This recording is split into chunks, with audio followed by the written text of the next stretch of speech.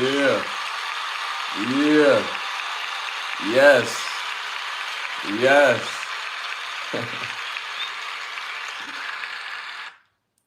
Man, y'all already know what time it is. What's good, y'all? What's good, y'all? What's good, y'all? What's great? Thank y'all for tuning in to another episode of Can the Brothers Get a Rap podcast. I am your host, Ashley Lovechild. I want to thank y'all for tuning and tapping in each and every Wednesday, each and every Sunday. Y'all don't know how much this means. It means the world. And shout out to y'all. Hoping y'all having a great Sunday and showing love and light and energy and all that good stuff. So shout out to y'all. Y'all already know the love. Shout out to the chat. The chat is already in here, nice and deep. Pause. That sounded a little crazy. Let me adjust this real quick. There we go. But shout out to y'all. And again, I appreciate y'all for tuning and tapping in, man. This is episode 218. So that's a lot of episodes. A lot of podcasts don't have so many episodes, but I have such a passion for this. I love talking to y'all, engaging with y'all, and showing that love, light, and energy as always. Shout out to the chat. Let's get the show started, man. The presenting sponsor of this podcast. We want to thank Button Snaps again, where you can get the finest of movies, shows, documentaries, and original content for your viewing pleasure of $4.99. Again, that's Button Snaps. That's the word button hyphenated sign in the word snaps.com. That's the word button hyphenated sign in the word snaps.com. So make sure y'all tap into Button Snaps. Also, we're on the road to 20,000 subscribers. We're a little over 12. We just got over 12. Big accomplishment. Thank y'all for the love and support. Continue to like, subscribe, and share. Hit that all notification bell. I do pop up throughout the week, so you just never know when I'm on. So again, we on that road to 20,000 subscribers. So again, thank y'all for that support. Also have over 550 rewatchable videos on the Can the Brothers Get a Rap podcast playlist. So make sure y'all tune and tap into that as well. If this is your first time tapping in, again, I'm Ashley Lovechild, Can the Brothers Get a Rap podcast. We talk about everything from movies, sports, entertainment, social commentary, things that's going on in the social media space as far as viral moments. We talk about it all, and we have fun doing it. And we also get to the nit and gritty regarding that as well. Don't forget that them likes hit the 100s. It helps with the growth of the show. Also, don't be an agent of chaos. Do not be a stain. Stains are people that try to stand out for being negative. Be positive. Stand out for being positive, showing love, light, and energy, and adding to the conversation. The only op we recognize over here is opportunity. I know hate has a location, but it's just not here. So again, continue to show that love. All right, without further ado, first segment of the night, popular opinions. Remember, these are not my questions. These are the world's questions. So stick to the answers in the questions. First segment of the night is brought to you by no other than OUV Records. You go to Instagram at OUV Records and stay in tune to the latest music and merchandise. The label motto is create, document, and inspire. Quick shout out to the chat. Quick shout out to the chat. I don't want to neglect the chat. Shout out to Shea Butter in the building. First comment of the night. You stupid. Shout out to King P in the building. He's been a member for 15 months. Appreciate that, King P, man. Big time badge holder. Again, tap into the membership portions of the page. Different memberships are granted different access, and you can take advantage of a whole bunch of fly stuff in the membership. Shout out to Tremont in the building. Your BK all day. Appreciate that. Shout out to Winter. Hey everyone. The loyal crew. Shout out to Hazel. Hey everyone. Hope all having a great night. Shout out to Ebony in the building. Just made it. And hey, what's up? And shout out to y'all. Shout out to Culture. I'm not gonna do every single person, but shout out to y'all. Shout out to SS in the building. Appreciate you for tapping in, man. Again, don't forget that them likes hit the 100s. It helps with the growth of the show. Uh, yeah, I just gave you a shout out, my brother. I just gave you a shout out.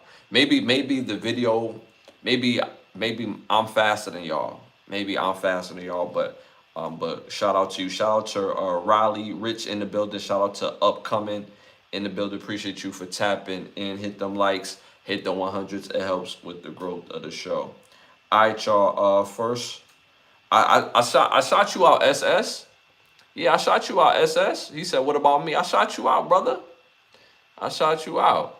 I shot SS out. I gave you my own nickname, brother. You know what I'm saying? I gave you a nickname, SS. You know what I'm saying? All right, y'all. First popular opinion question of the night. Best childhood toys on this list. Best childhood toys on this list. Number one, cap guns. Number two, Nerf blasters. Number three, action pack. The action pack, because it was basically the Rambo pack. Knife, grenade, walkie-talkie, and compass. Number four, super soakers. Let me know what y'all think about that in the chat. Shout out to Paul in the building. One of our day ones in the building. Shout out to Paul, man. Good night, everyone. Appreciate Paul for tapping in. As always, showing major love. Hit them likes, hit the 100s. Let me know what y'all think about that in the chat. Again, best childhood toys on this list. Best childhood toys on this list. Number one, cap guns. Number two, Nerf blasters. Number three, the Rambo action set. Number four, super soaker guns. Let me know what y'all think about that in the chat. Let me know what y'all think about that in the chat. Me personally, all these right here is classic toys. All of these right here is classic. Ain't no way you could have a childhood without having some of these right here, right? All these things is classics. The Nerf blaster was a good time. Cap guns was a good time. Super soakers was a good time. And the action pack was a good time when you got it for like $5. Where you get the little walkie-talkie, knife, little gun, what else? Grenade came with a compass, came with it, and it was lit, right? So out of all of these right here, I probably had the most fun, honestly, with Super Soakers. I went crazy with the Super Soakers. When Super Soakers came out, it was on and popping. I'm getting everybody. I would get my older brother. Y'all see him in the back right there, in the little corner right there. I used to get at him with the Super Soakers, and he always used to be fresh to death. I know I used to have to run for my life after that. But, you know what I'm saying, he still had to get this work. You know what I'm saying? He thought it was conducive that he could just walk right here being fly and snazzy without getting squirted up with the water gun. You know what I mean? Pause. But yeah, but I had super duper fun with the Super Soaker guns. But again, that action pack set, Rambo set was hitting different. The Nerf blasters, you really had like a couple good times with that, and that was it. And the cap guns was always a good time. That was always a go-to as well. But again, I went with Super Soakers. In the chat, I'm seeing the action pack Rambo set. So that's what I'm seeing mostly in the chat. The rest of the world, mind you, over 115,000 people voted on this, which is crazy. 115,000. 54% went with Super Soaker guns. I can't be mad at that. Shout out to L. Johnson. I believe his name is Lonnie Johnson. He's the creator of Super Soaker guns, the water guns. So shout out to the Super Soaker, not water guns, but the Super Soaker guns. Shout out to Lonnie Johnson. Of course, he's a brother. And I would have never thought that a brother would have made Super Soaker guns until we did the research and found out that, it was actually Lonnie Johnson that made the Super Soaker gun. So shout out to him. Dude, look wasted behind you. Shout out to Tiger Girl in the building. Appreciate you. Hit them likes, hit them 100s. Appreciate you for tapping in. Helps with the growth of the show. All right, y'all. Moving on to our next popular opinion question. Well, shout out to Paul. Yeah, the Nerf guns really never worked as well as they were advertised. That is a fact, Paul. That was such a big letdown. Like, those are good gifts for like Christmas or stuff like that. And it looked big, it came in a big pack. So you was like, oh, that got my name on that? And you open it up. Oh, this is about to be hours of fun. And it was never like, it didn't hit the same. You know what I mean? Like, the rest of these hit different. You know what I'm saying? The Rambo action set was the cheapest. But that's a good time right there. That's a good time, Shout out to Nuck in the building. Hit them likes, hit them 100s. You're being a weirdo.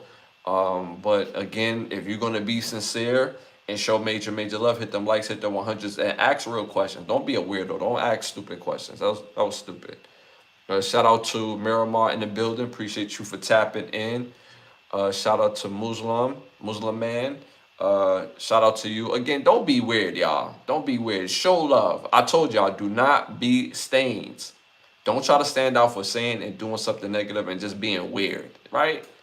Show love. You know what I'm saying? How much do it cost for you to show love, right? Love is free. I know hate got a location, but it's not here though. Show love. This is not the pod for that. Uh, he jealous of the Jesus piece. Appreciate that. Donnie hit them likes, hit the 100s. Donnie Darko, love that movie by the way. Dope fire name. He's right, guys. Hey, that's a fact, man. You need to hush now, but yeah. All right. So shout out to Nuck Nuck. We appreciate you tapping in. Am I in the mood to do that tonight? I'll tell you what, Nuck Nuck. I'm gonna oblige you. I'm going to oblige you. Let me hook Nuck Nuck up real quick. Hold on, Nuck Nuck. I'm kind of in the mood. Hold on. Hold on, Nuck Nuck. You want it bust wide open? Huh?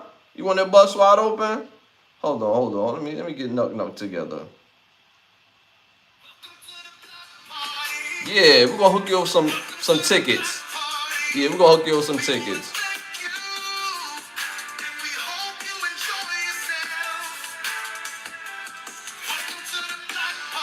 Yeah, Nuck. I gotta hook you up with them tickets, brother. I got you. So, Nuck, we just hooked him up with some tickets to the block party. I played his song. You know what I'm saying? He said he wanted to bust it wide open. So I played your song. Hooked you up with some block party tickets. Hope you have a good time. You know what I'm saying? Hope you enjoyed yourself. You know what I mean? Shout out to Nuck, weirdo. All right, y'all, moving on to our next popular opinion question. According to women, they did a poll. According to women, the sexiest male jobs. Number 1, pilot. Number 2, business owner. Number 3, firefighter. Number 4, doctor. Let me know what y'all think in the chat. I know we got ladies in the chat, but let me know what y'all think in the chat. And fellas, y'all can say, fellas can't say what's sexy on a man, but you could say what you heard other women say. You know what I'm saying? Like, that's like, you could say that. You know what I mean? Like, you ain't gonna say, yeah, yo, that cop over there got nice shoulders. Nah, this is not the pod for that. We don't do that over here. But you could say, yo, I heard that women say that an actor is a sexy job to have, or a custodian is a sexy job to have, and that's what I heard ladies say. Like, you could say that, right? You know, we don't want to make this weird. But let me know what y'all think about that in the chat.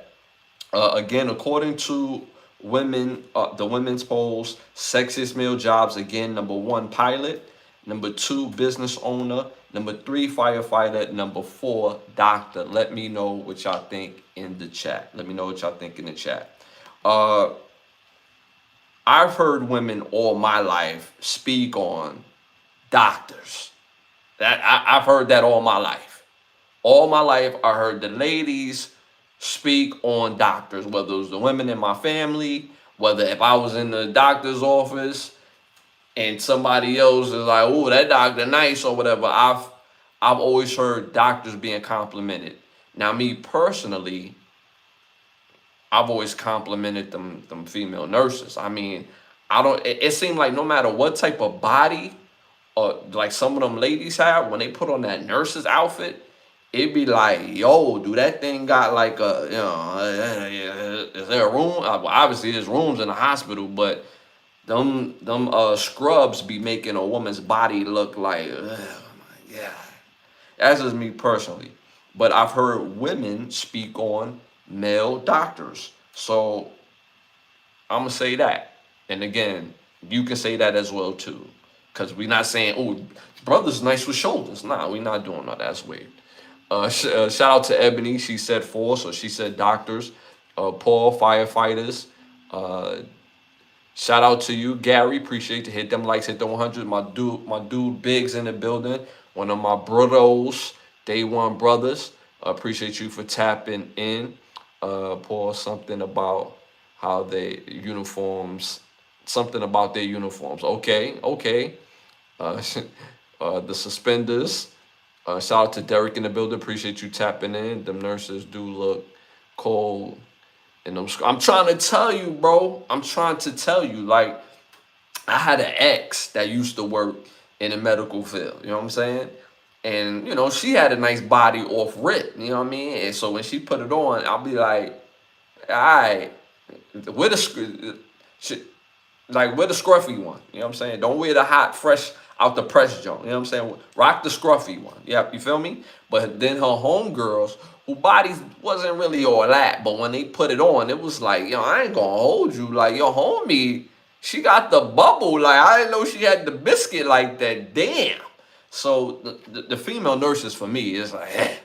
But female nurses, but in the chat I'm seeing mostly firefighters and doctors. The rest of the world at 46%. Mind y'all, over 75 people voted on this. Went with pilots, which was the number one.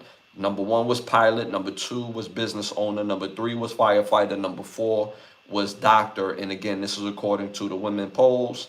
And 46% agreed with the norm, which was pilot at and over 75,000 people voted on that. What's the word? Appreciate Rashid in the building. Appreciate you for tapping in, my dude. Hit them likes, hit the 100s. Appreciate you for tapping in. I'm gonna ride. We all gonna ride. My wife is in that field. I love it. Word. But I ain't gonna hold you though. I ain't gonna hold you. I'm not gonna hold you, right? You gotta be a strong dude to deal with a woman that deals in the medical field. And the reason why I say that is because they always around life and death. You know what I'm saying? Either or. And life and death could either bring you down or it can make you extremely horny. So in the middle of the night, when she would come home, and not to tell my business for real, but it was something about that job that made her like horny. Like, I felt like, you know what I'm saying? I couldn't even sleep in peace. Like, she, you know what I'm saying? I wake up, you feel me? It's already activation. I'm like, yo, you cool? I ain't gonna stop you now. Like, do your thing. You know what I'm saying? But it's something about them jobs that make people extremely horny. So it is a benefit to that. You know what I'm saying? So I'm just keeping it a buck. Shout out to Jim. Come on, bro. Come on, bro. We don't do the weirdness over here. Be for real. Show that real love and energy, brother. That's weird. We don't celebrate that type of craziness, man. True indeed, all facts. I'm telling you, right, Derek. I'm telling you, horny. It's like, yo, it's like, you cool? Like, you ain't gonna say nothing. Just do you, boo. Do you. Do your thing. Do your thing. You know what I'm saying? So again, I'm a big fan of nurses. You know what I'm saying? All right, so moving on to our next segment, which is Hollywood Need to Ask Us. I came up with this segment because I feel like I got better ideas for a movie or a movie series. Tonight is no different. We need a Set It Off sequel or a movie series. I'm good for either or. We need a Set It Off sequel or movie series. Yes, to the classic movie Set It Off. Jada Pinkett, Queen Latifah, Vivica A. Fox. Oh my God, I'm forgetting this other sister name, beautiful sister, Elise O'Neill, if I'm not mistaken, and the rest of the cast is fire, right? We need a sequel of that. How, Ash? How? Everybody died. No, everybody didn't die. Stoney's still alive. Stoney's still alive, and she in Mexico, right? But this story needs to be told in not again, but there needs to be. It was a lot of things that wasn't finished, right? So the theme of this movie would be that history repeats itself. And I will go with the storyline and the premise that Stoney had a baby with the banker, Because remember, when they had their night of passion, the very next night she went to go rob that bank, and that was the last bank they robbed. Kimberly Elise. Kimberly Elise. Yeah, that was the last one. Kimberly Elise, if I didn't say it. Um, so remember, they had their night. The very next day, they went to go rob the bank. So it'll be fire. Their child ends up growing up to being successful and being able to reach out to the Kimberly Elise character son. Because remember, she had a son, and he was with the foster care or the state because they had a like an incident at the job. So I think it would be absolutely fire that son ends up becoming some sort of lawyer, prosecutor. I won't say prosecutor, lawyer, or a cop that that's like a like how not how he's seen how his mother tried to provide and he could respect it, but he don't want his life to be like that. He want to be on the other side of it. So that'll be a part of his backstory that he becomes a cop. The cop who caught all of them, he has a son and he ends up becoming some sort of like ruthless criminal that they have to catch. So it's just too many legs to this story, in my opinion. So again, I will have TT son, which his name I believe was Jaquan or Jaquan. He will basically be a detective or an investigator or whatever the case may be, something in law enforcement. Again, because of his mother's backstory, Stoney would have a son with Keith, and he would go to college, and somehow, some way, they make their way to each other and try to like better their community. So this movie would be more so of a cautionary tale, stopping the big crime before it happens, saving some kids before before the set it off moment really happens. So I think that would absolutely be fire. I will bring back obviously Jada Pickett, Blair Underwood, Dr. Dre, John C. McGinley, who played the detective. I will bring back Ella Joyce, who played the detective partner. I will bring back Samantha McLaughlin. Also, remember, Samantha McLaughlin played Ursula. She played the girlfriend of Queen Latifah, the one, dancing naked on the hood of the car. You know what I'm saying? I would make her have a son as well and name him Mark Anthony. Because remember, her girlfriend was Cleopatra. So that would be like a connection with Mark Anthony, Cleopatra. And I would have fun with his storyline as well, with Ursula's son. I will have the original director, F. Gary Gray, direct this. And I think this will be a easy knockout of the park because of the interest, the classic nature of the movie. And you already got great acting. Just cook up the script. So I think this would be fire and people will want to see this. A Set It Off Part 2 or Next Generation cautionary tale where history repeats itself or do it. So I think that would be absolutely fire. Again, with A Set It Off Part 2. Don't forget to hit them likes, hit the 100s. It helps with the growth of the show. Shout out to King J in the building. Appreciate you for tapping in. Hit them likes, hit the 100s, hit them likes, hit the 100s. Helps with the growth of the show. All right, y'all. Moving on to our next segment, our must-see segment. I'm going to give y'all 3 fire must-see movies to tap into. First movie to tap into came out in 2002, directed by Peter Solik. This movie stars Victor Ruskell, Judy Marti, Crystal Rodriguez, and Melinda Diaz. Melanie Diaz. I'm sorry, Melanie Diaz. This movie is called Raising Victor Vargas. Fire. I'm going to say it's a classic. It's a fire movie. It is a must-see movie about a coming-to-age young man in New York City. Of course, back then in the early 2000s, a young teenage kid, all is on his mind is girls. Trying to get some of that, And his coming-to-age summer where he meets a girl and you have to see the rest of the movie. It's a fire must-see movie. Again, it's called Raising Victor Vargas. Second must-see movie on my list came out in 1990, directed by John Schlesinger. This movie stars Michael Keaton, Matthew Modine, and Melanie Griffith. This movie is called Pacific Heights. Fire movie.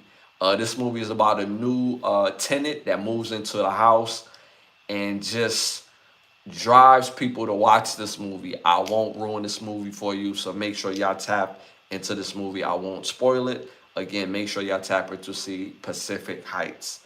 Third and final must-see movie. This is a series. This is a series, came out in 1990. Has 2 seasons of pure absolute fire.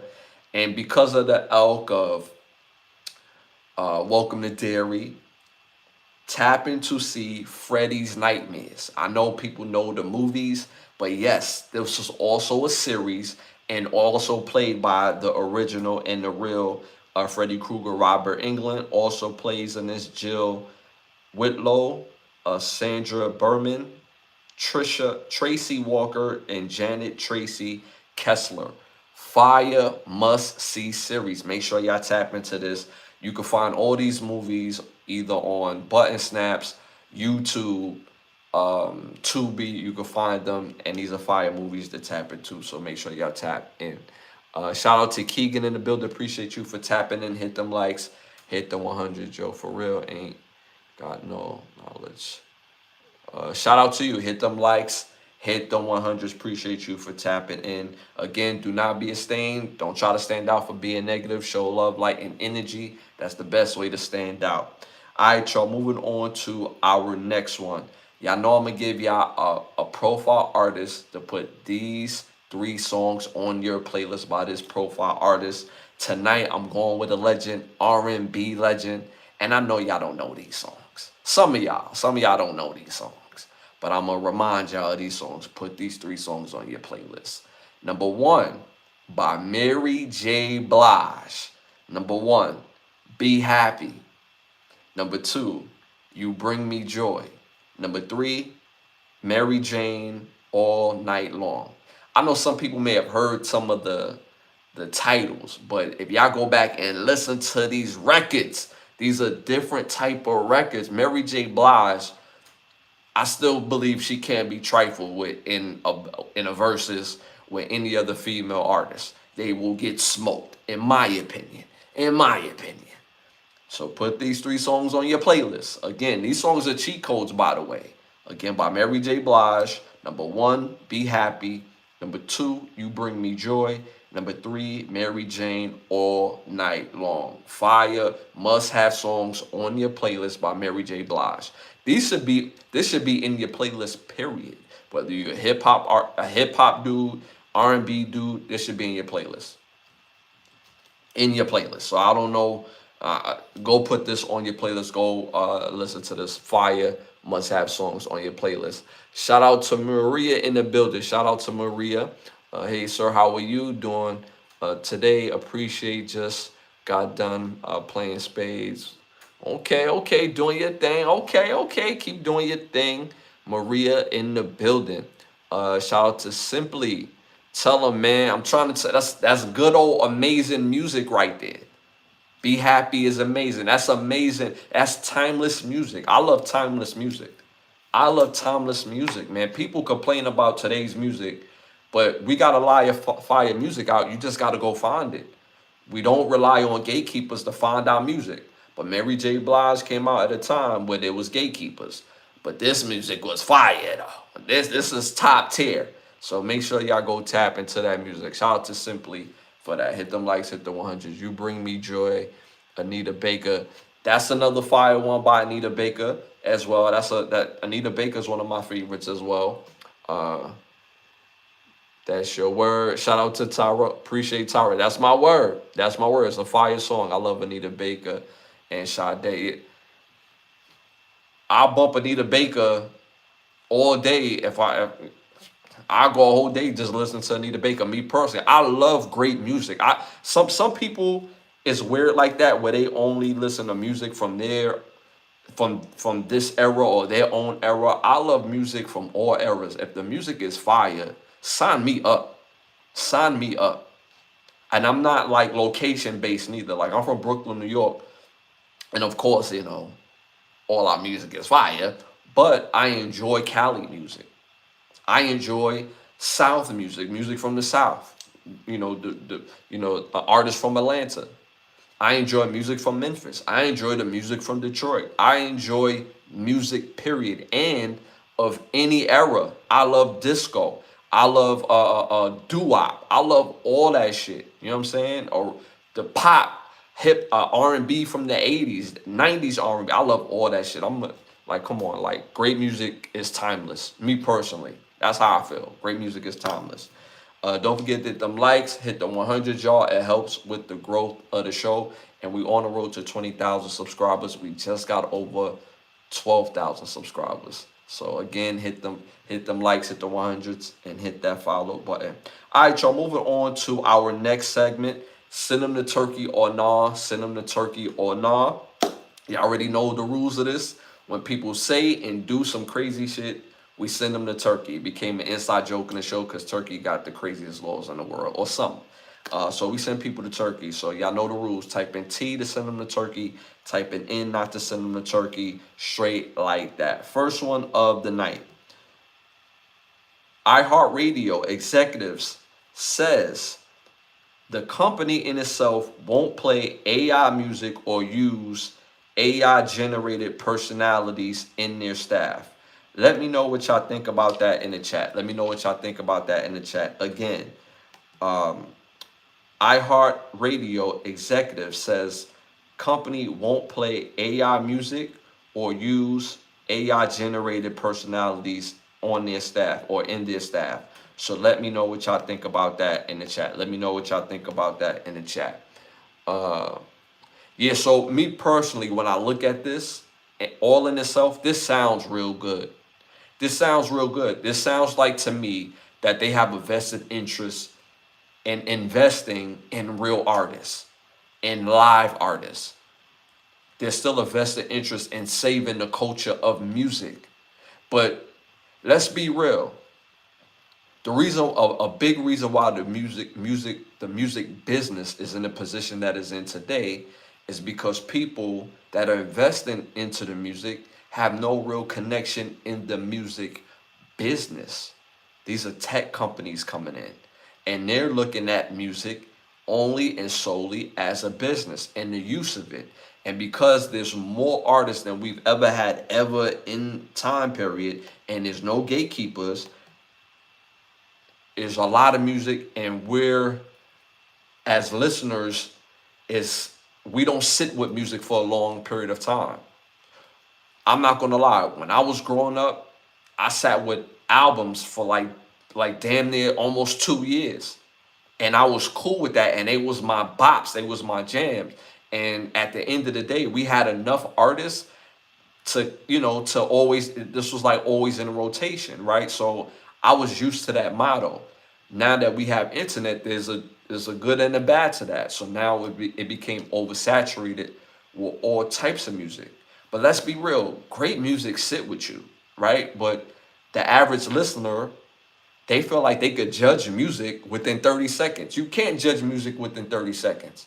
You have to let music sit with you.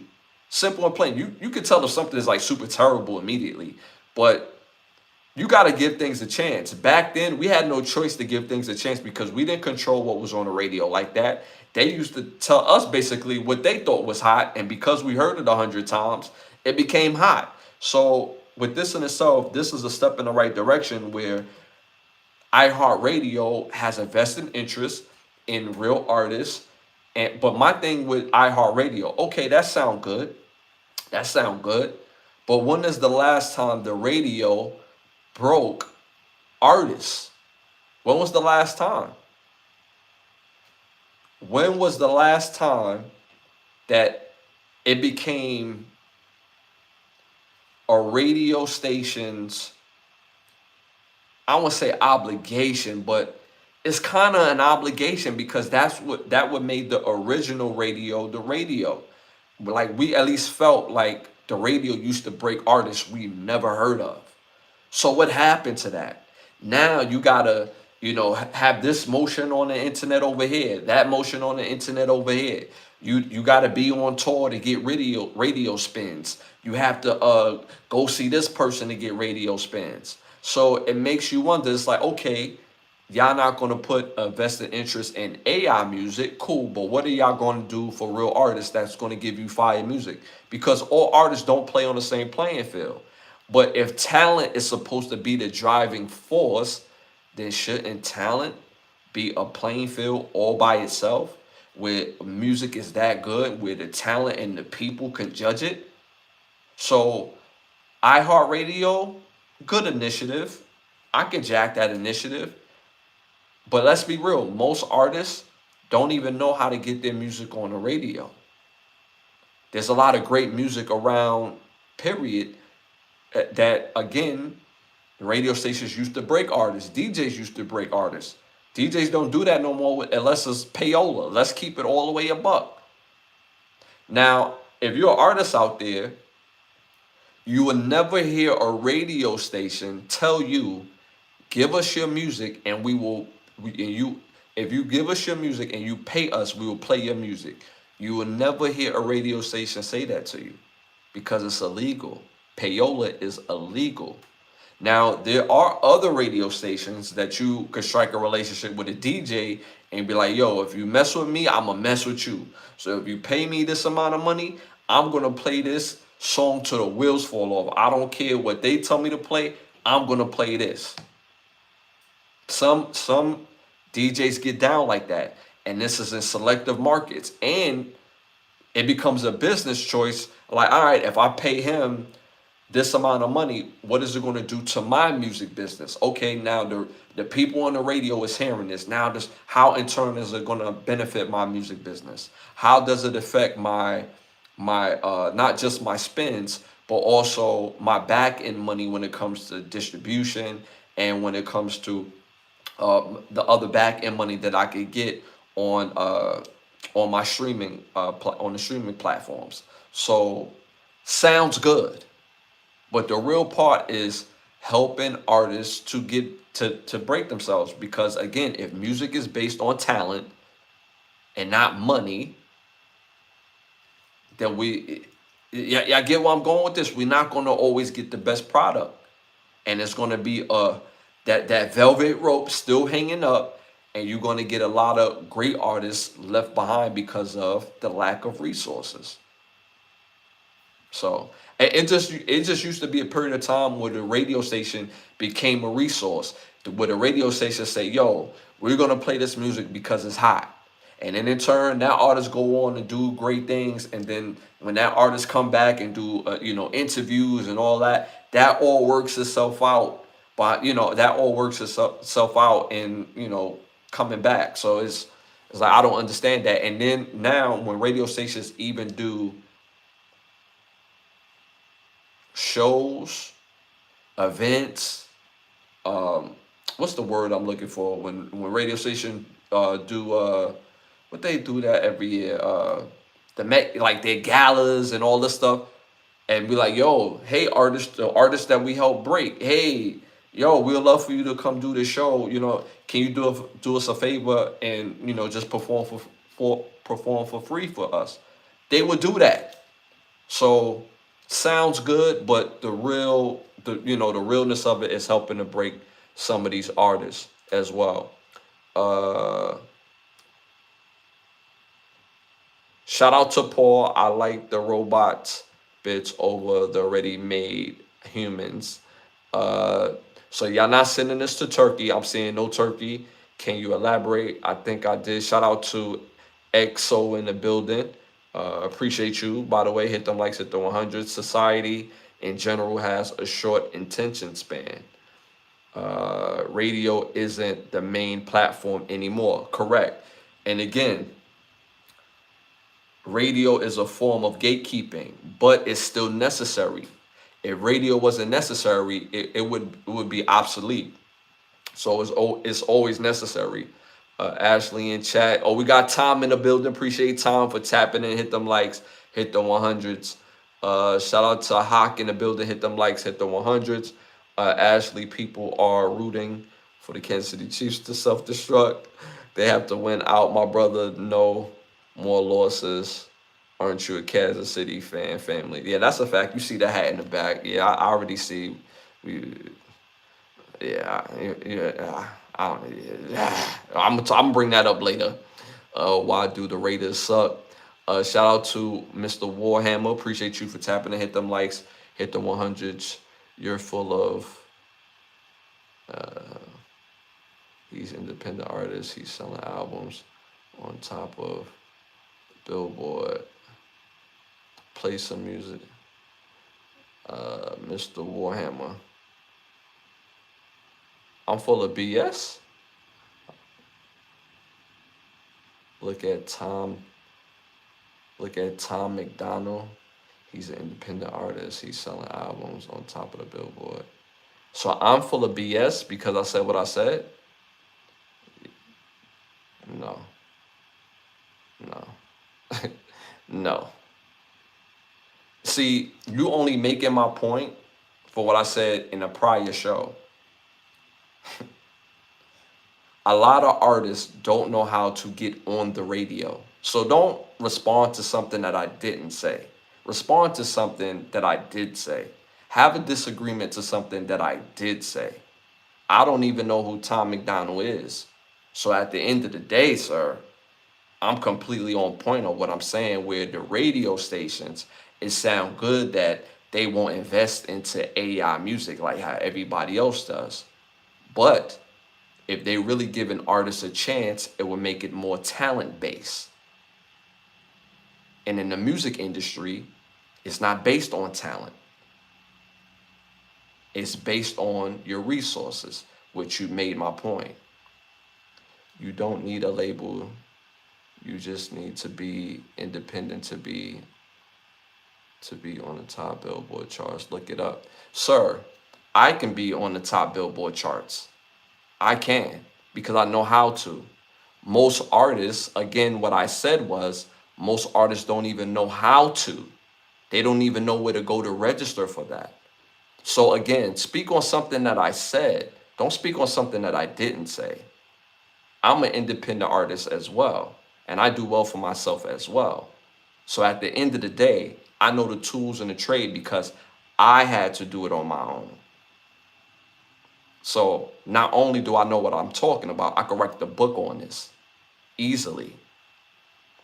Most artists don't know how to. That's why they go to labels. That's why most artists are still signing label deals because they don't know the resource. They don't have the resources and they don't know the outlets to do what you said that this other artist did. Ashley Tory Lanez is where he is because he went and signed with the major label. He was making a lot of money, being independent himself for himself. Exactly. Exactly. You don't have to. You don't have no talent base on your city music industry. You don't have no talent based on your city's music industry.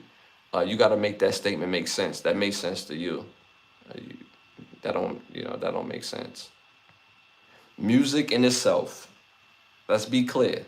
Music in itself, for it to be great, has to be talent based.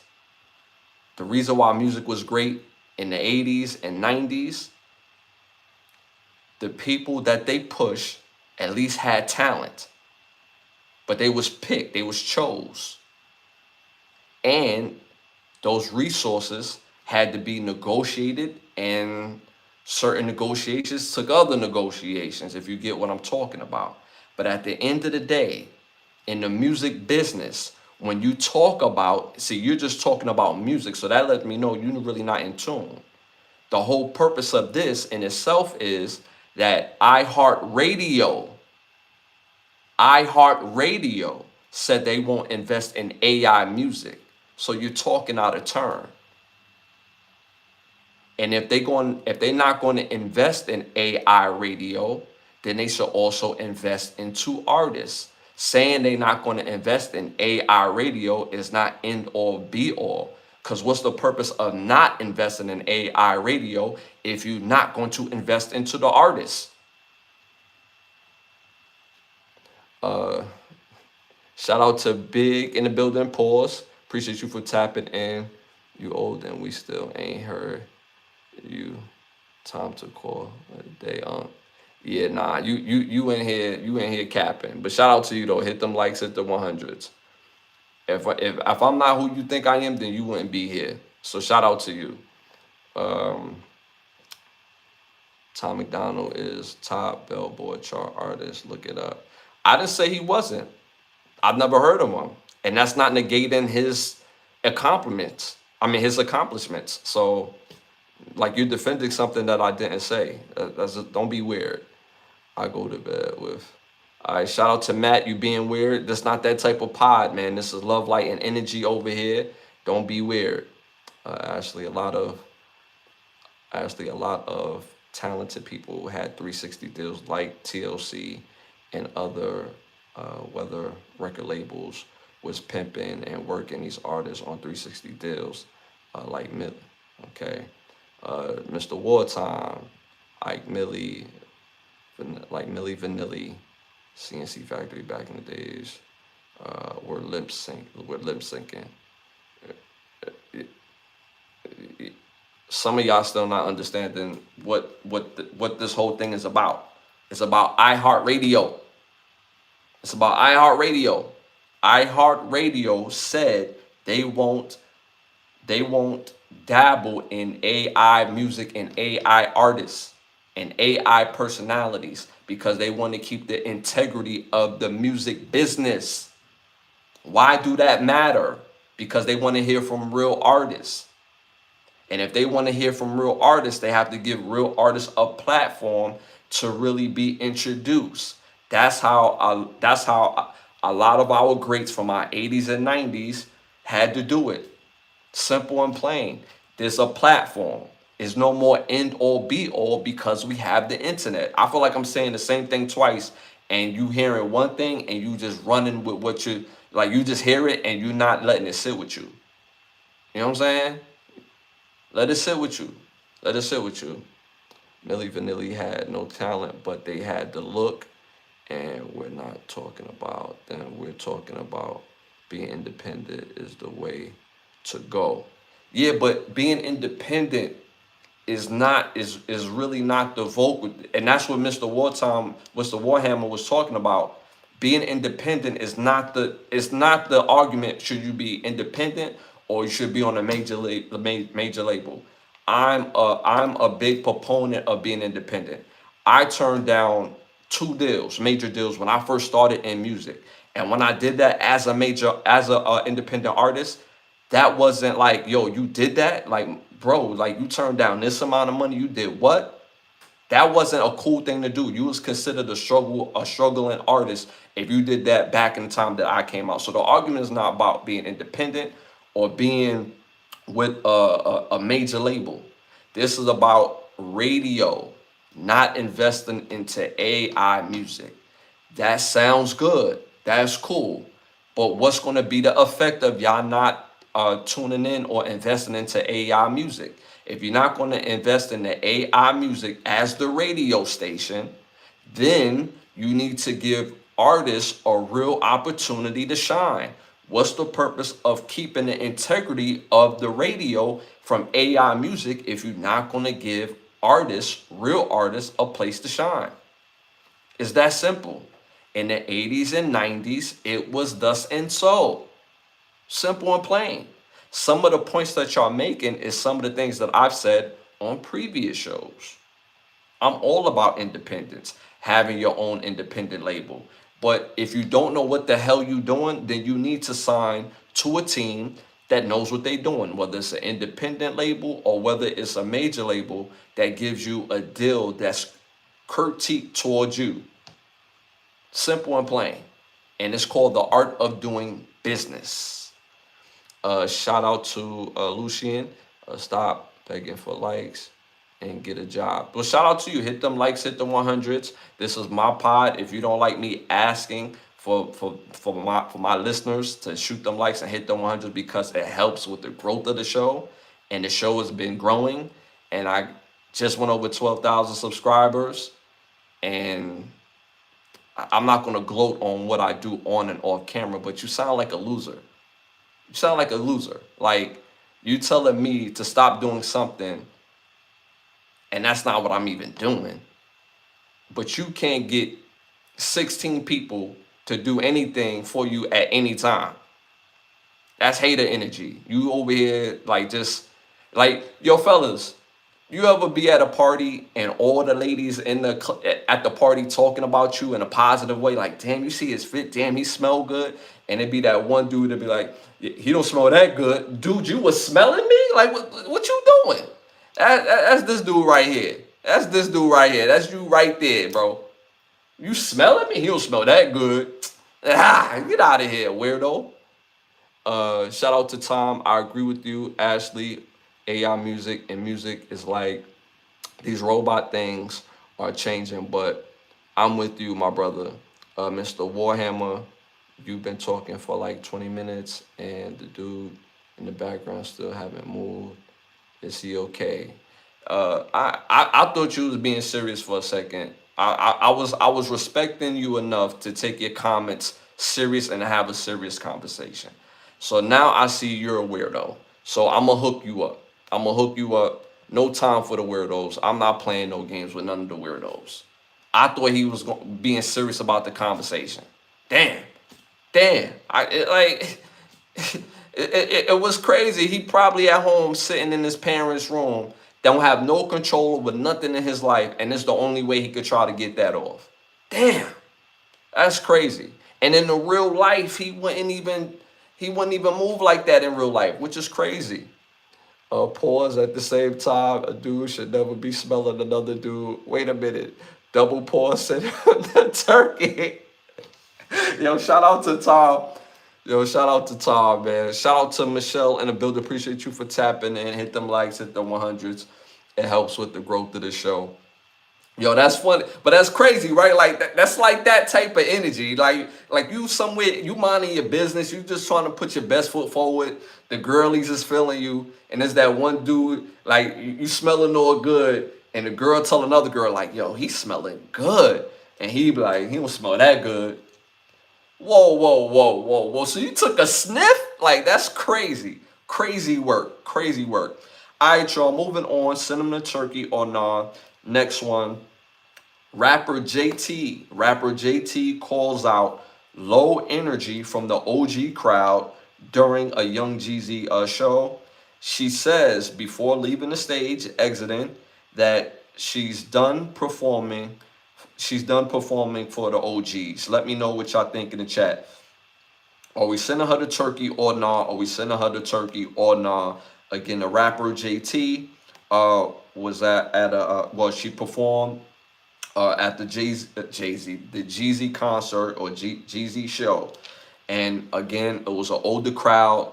I seen the video. The crowd really wasn't feeling her and things of that nature, and she had a bad moment. She was letting it be known that yo, I ain't performing for y'all ever again. The energy is real low. I'm cool. So let me know, are we sending her to Turkey or not? Are we sending her to Turkey or not? Tom, Ashley, I don't ever want that type of man energy around me. Never. Old school Black Rob song. Whoa. Yo, I love that. I love that. But see, here's the thing though. You can't help who you get negative energy from. Is there something about you, your energy, your positivity, that you just can't help it, bro? Like you've another thing, right? Before we go on to this, right? You've ever gone to a party and you get a weird energy from a dude that you don't even know. It's just weird. It's aggressive. And you like, yo, I ain't come here for all that. Like, I didn't come here to sock you out, bro. Like, I came here for the buns nuns. There's a plethora of buns nuns. How can you be mad and on angry mode with all these beautiful ass women around here? Look at that one right there. Look at that ass right there. You ain't never seen that type of ass before in your life. And you over here mad with me. Because there's a girl in the party that like you and he like her. And so that just be that weird energy. I'm telling you, it just be weird. And you just can't help it when you just be yourself. When you be yourself, doors open. Especially if you got some jokes for the ladies. If you got some jokes for the ladies. I know we got ladies in the chat. Come on, that's a cheat code, right? You know what I'm saying? That's why I keep the Diddy on you.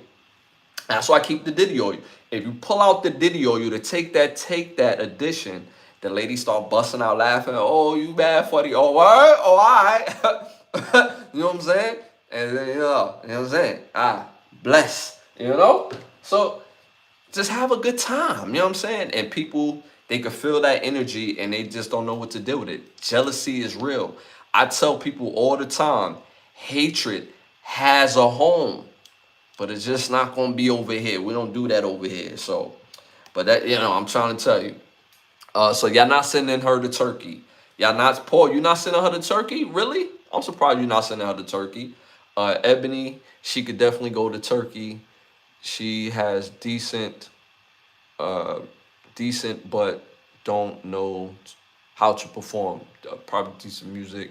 Lucky Charm, Lucky Charm Diddy oil. You know what I'm saying? That's that good old baby oil. You know what I'm saying? Facts 100%.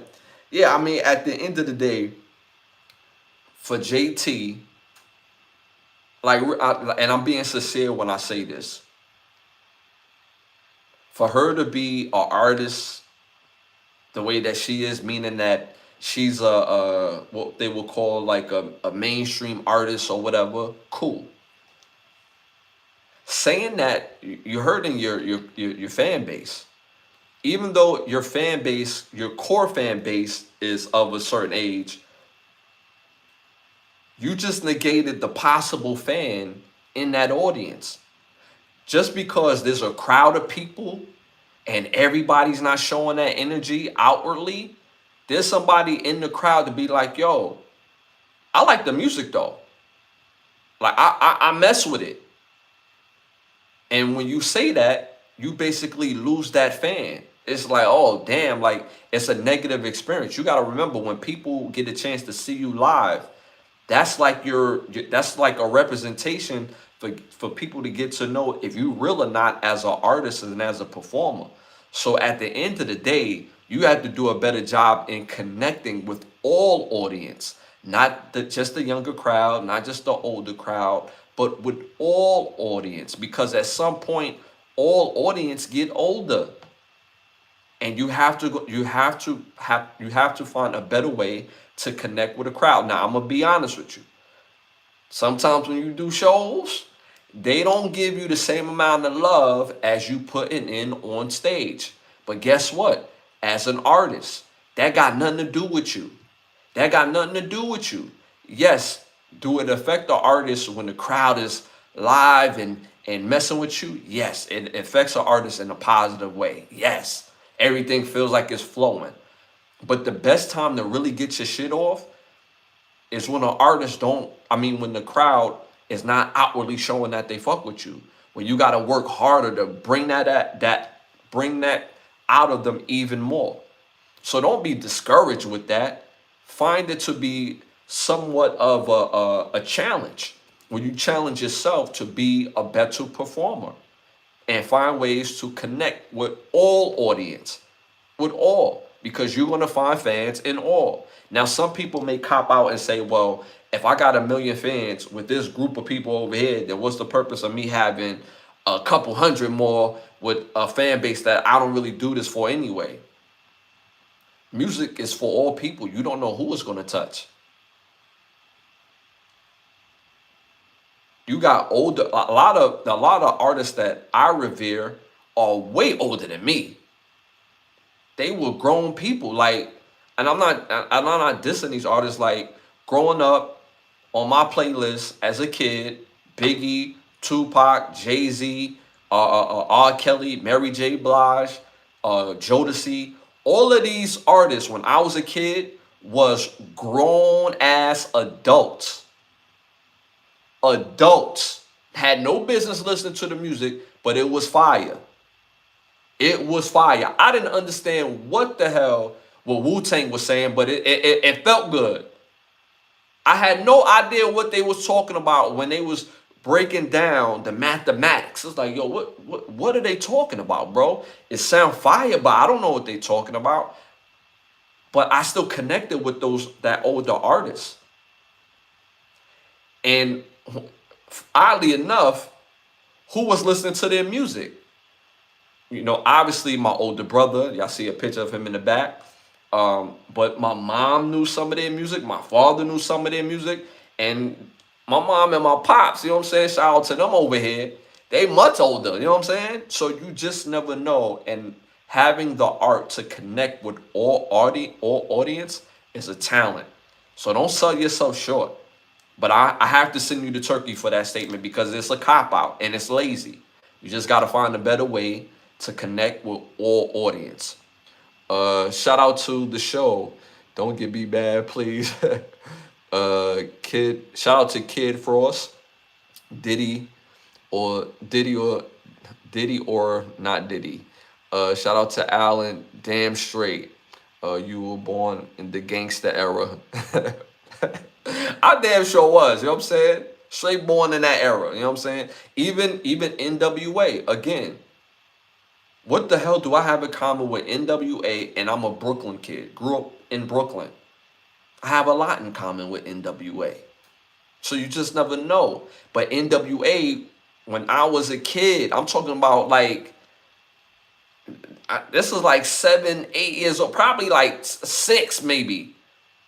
NWA was popping, and I just love the energy of NWA. Like, yo, who are these young dudes that look like my older brother in age and style and just energy? And I like that shit. I don't know what the hell they talking about, but I like that shit. Right? It's just having the ability to connect. We just spoke about Anita Baker. Anita Baker's in her 70s, bro. We not in the same era. But I can listen to Anita Baker all day. Michael McDonald. I don't play about Michael McDonald. Michael McDonald, top 3 catalogs of all time, in my opinion. Don't argue with me. Argue with God with that. Because I'm not going to argue about a Michael McDonald catalog. Older white man and his music is fire, and it sit home with me. So have the ability to connect with all genres. Myrtle Ave, shut off the Bed-Stuy in Queens. Method Man, yeah, yo, Method Man was popping. You feel me? Method Man was popping.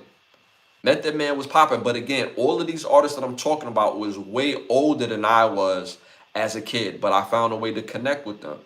Same thing with my parents. They found a way to connect with younger artists, older artists. When you dope, you just dope, yo. Like, so it's just a cop out.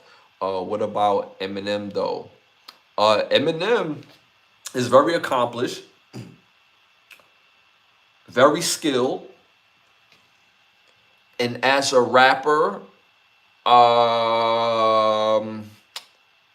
I probably have him like in my top 30. Is his music a go-to for me? No. Is his music necessary in the space of hip hop? Yes. Great artist? Yes. Great artist? Yes. So yeah, that's why I think of Eminem, for sure. But there's at least 30, and this is no disrespect to Eminem, rap artists that I would rather listen to. Again, it doesn't negate that he's not great. He is great. He is great. Amazing artist. Still could rap his ass off right now. Amazing artist. But again, it's the ability to connect. I connect with other rappers' story more so than Eminem. Doesn't negate his accomplishments. And Eminem, his biggest pause, the biggest compliment I could give Eminem is that he's not a hater. That's the biggest compliment I could give Eminem that I like about Eminem. He's not a hater. He appreciates great rap.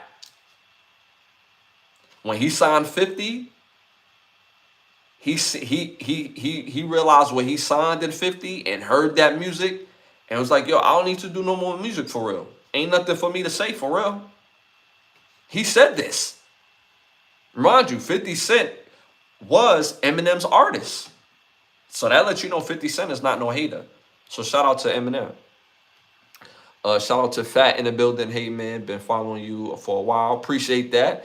I really enjoy your content. But one question: would you rather?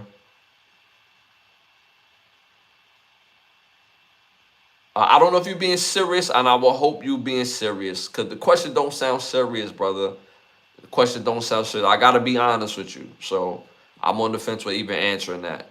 Shout out to CC Motion. Hit them likes at the 100s. What's up, fam? That part about Eminem, you were right. You were right, Ash. CC Motions. Thoughts on G Unit?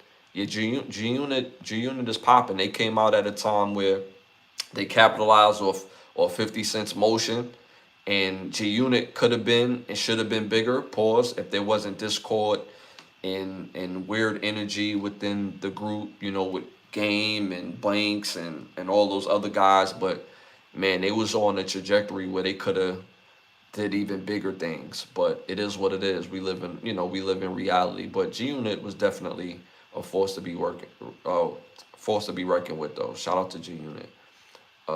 Tom, shout out to Myrtle Ave, Best Eye, Queens. Okay, one of my favorite Queens rappers.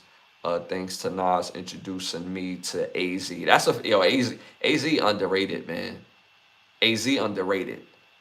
I told y'all last episode, the firm the firm is what Young Money should have been, because you had Foxy Brown, you had AZ, you had Nature, you had Cormega, and of course you had Nas on top of that.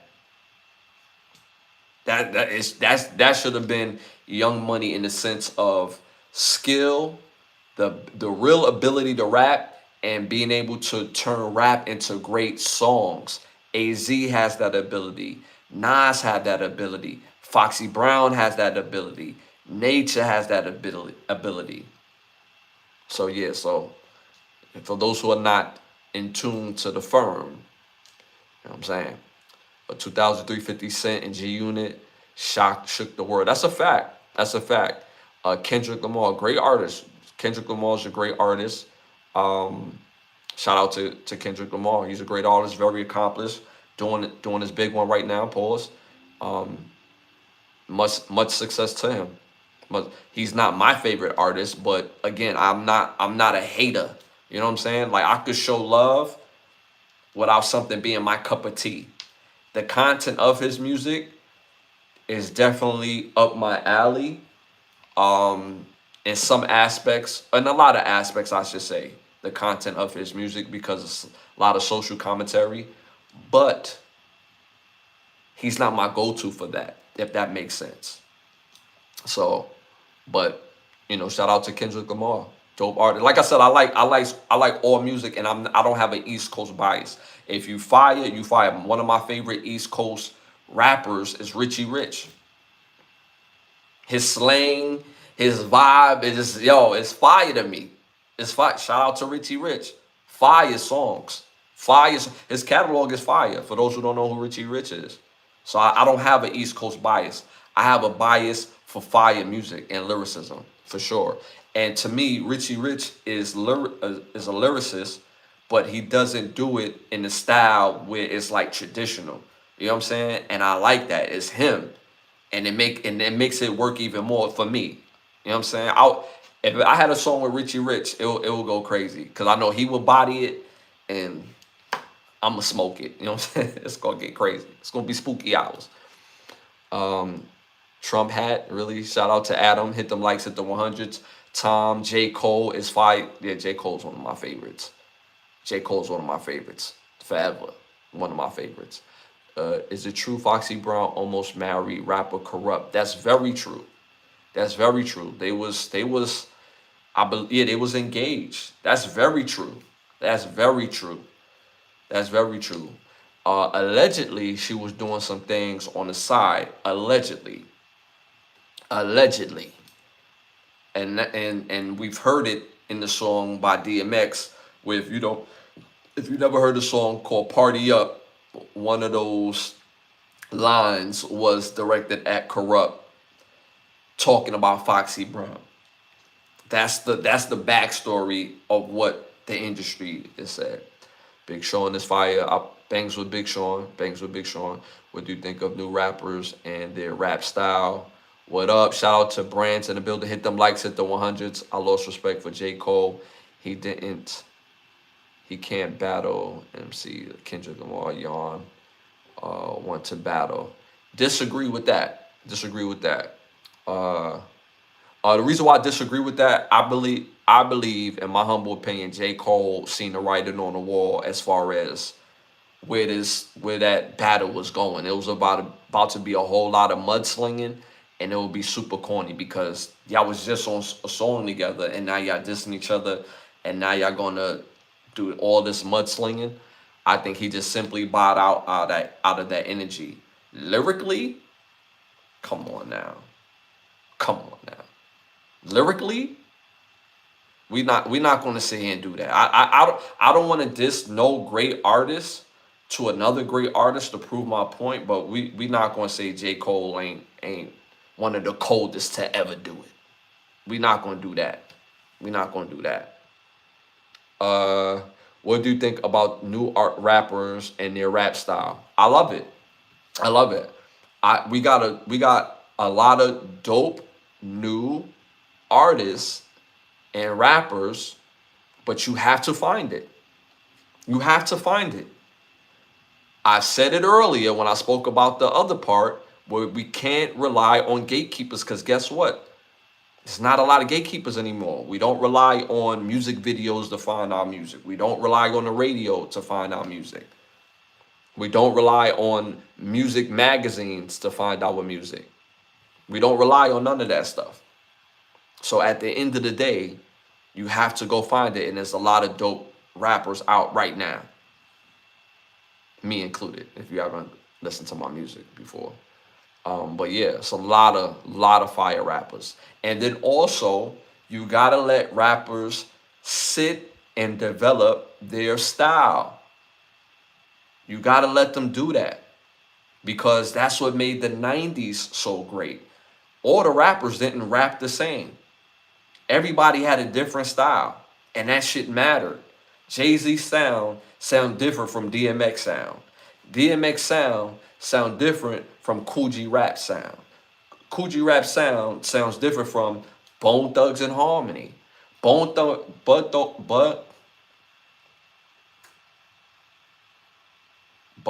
and Harmony sounds different from UGK. You get where I'm going with this? So you gotta let artists develop and work their sound. Shout out to Grayston Square, True Compton King. Okay. Graydon Square, True Compton King. Okay. And see, again, y'all gotta remember, having arguments about music is pointless because at the end of the day, if it's not about the facts, an opinion is not a fact.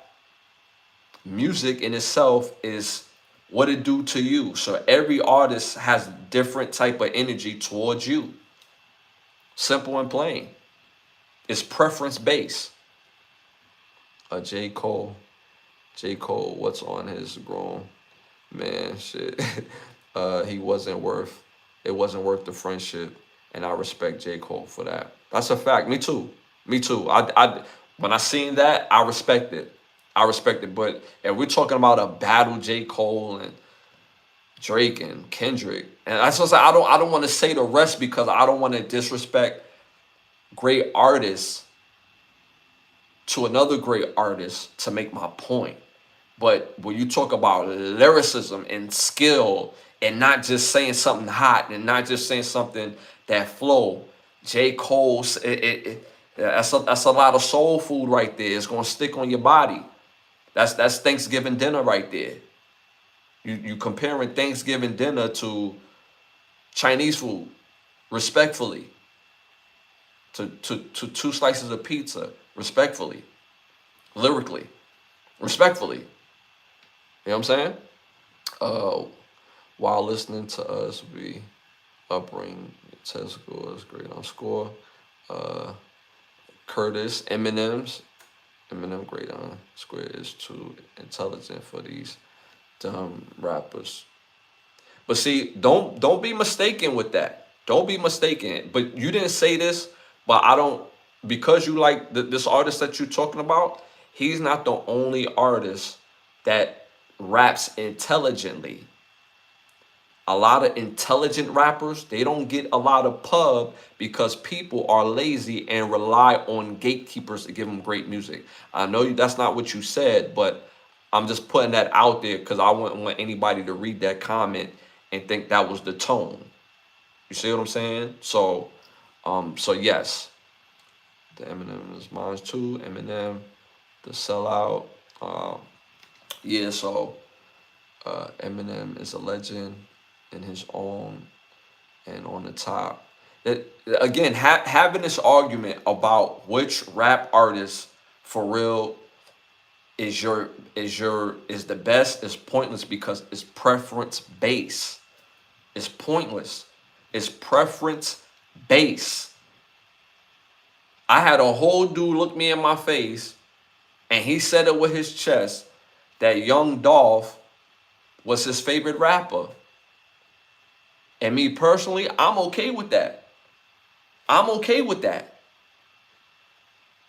And he meant that lyrically. I'm okay with that because that's his preference. Young Dolph says something that sparked in his mind and his heart that sat with him. Do I agree? No. Respectfully. No. No. Respectfully. But I'm not gonna throw dirt on this man's name for a multitude of reasons. But I'm not gonna argue that because it's pointless. It's preference based. These got the washed up rappers though. A shout out to Jason in the building. Yeah, you can't call somebody washed up for real. Like for real, when somebody's a legend, you can't really call them. You can't call them washed up because you don't do that with any other genre. You don't sit there and call John Lennon washed up. Obviously, he done passed away, but you don't call any of these like rock pop artists washed up when they haven't dropped the album in 20 or 30 years. You still go to their concerts. You still patron their music. You still buy T-shirts and all that. So you can't call it washed up. And then we kind of forget in hip hop, you forget how old some of these artists are, and they still nice. I can't forget KRS-One on the bridge. KRS-One is one of them right there. KRS-One, I would guess, off the top of my head, is at least, I would say he's at least in his early 50s. KRS-One can still go. He can still go. So you can't call some of these artists washed up. Can't. To clarify, I do not like Eminem. I just am giving you the statistics financially. What you learn from artists comes from against them. From art that comes against them. Even if you like Eminem, that's fine. Because music is preference based. Can't be mad at that. Nobody could be mad that you said that. Nobody. Nobody could be mad. Like there's a song, even though DMX is one of my favorite rap artists, I listen to Jay-Z, Biggie, heavy. Cool G rap, heavy. DMX, heavy. But DMX has a song called Lord Give Me a Sign.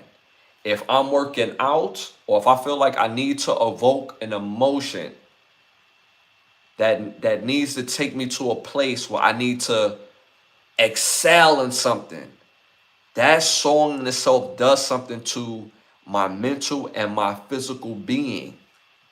Music is powerful and it's preference based. So don't let nobody scare you off of who you like. Simple and plain. Main source looking at the front door. Whatever happened to him? KRS-One is 60 years old. I thought he was in his early 50s. 60 years old, and he can still go. He can still go. Look, he can still go. Rakim is 56. Rakim can still go. LL Cool J 57. Yo, LL could still go. All these artists could. Big Daddy Kane, he can still go. So that's why you can't say that. That's why you can't say that. And you just said it. Big Daddy Kane, 57 years old. He can still go. He can still go. I love DMX. That song, one more road to cross. I don't know the real name. Yeah, Lord, give me a sign is probably my favorite DMX song outside of How It's Going Down, Slipping. What's my other joint? Stop Being Greedy. Those are my joints. You know what I'm saying? I got more joints with DMX, but those are like my top tier favorite joints. All right, y'all. Moving on to our next segment. Y'all already know what time it is. It's time to rap. This segment is brought to you by Button Snaps, where you get the finest of movies, shows, documentaries, and original content for your viewing pleasure of $4.99. Again, that's Button Snaps. That's the word button, hyphenated sign, and the word snaps.com. First hot topic of the night, y'all. I have to say this, and I think I had mentioned this earlier, a part of Cinema Turkey or Nah. For all artists, and if you know somebody who's an artist and is pursuing music, when you hear this information that I'm about to tell you, make sure you tell them this. Because again, like I was explaining before, a lot of artists, especially when they go the independent route, you learn as you go. And as you learn and as you go, you lose out on time. And this can help save them time, save them money, and give them understanding and perspective about the music business. Be aware of scammers in the music business. Be aware of scammers. And a lot of scammers comes from what it seems like a reputable entity. Meaning, if you have Hot 97, you will find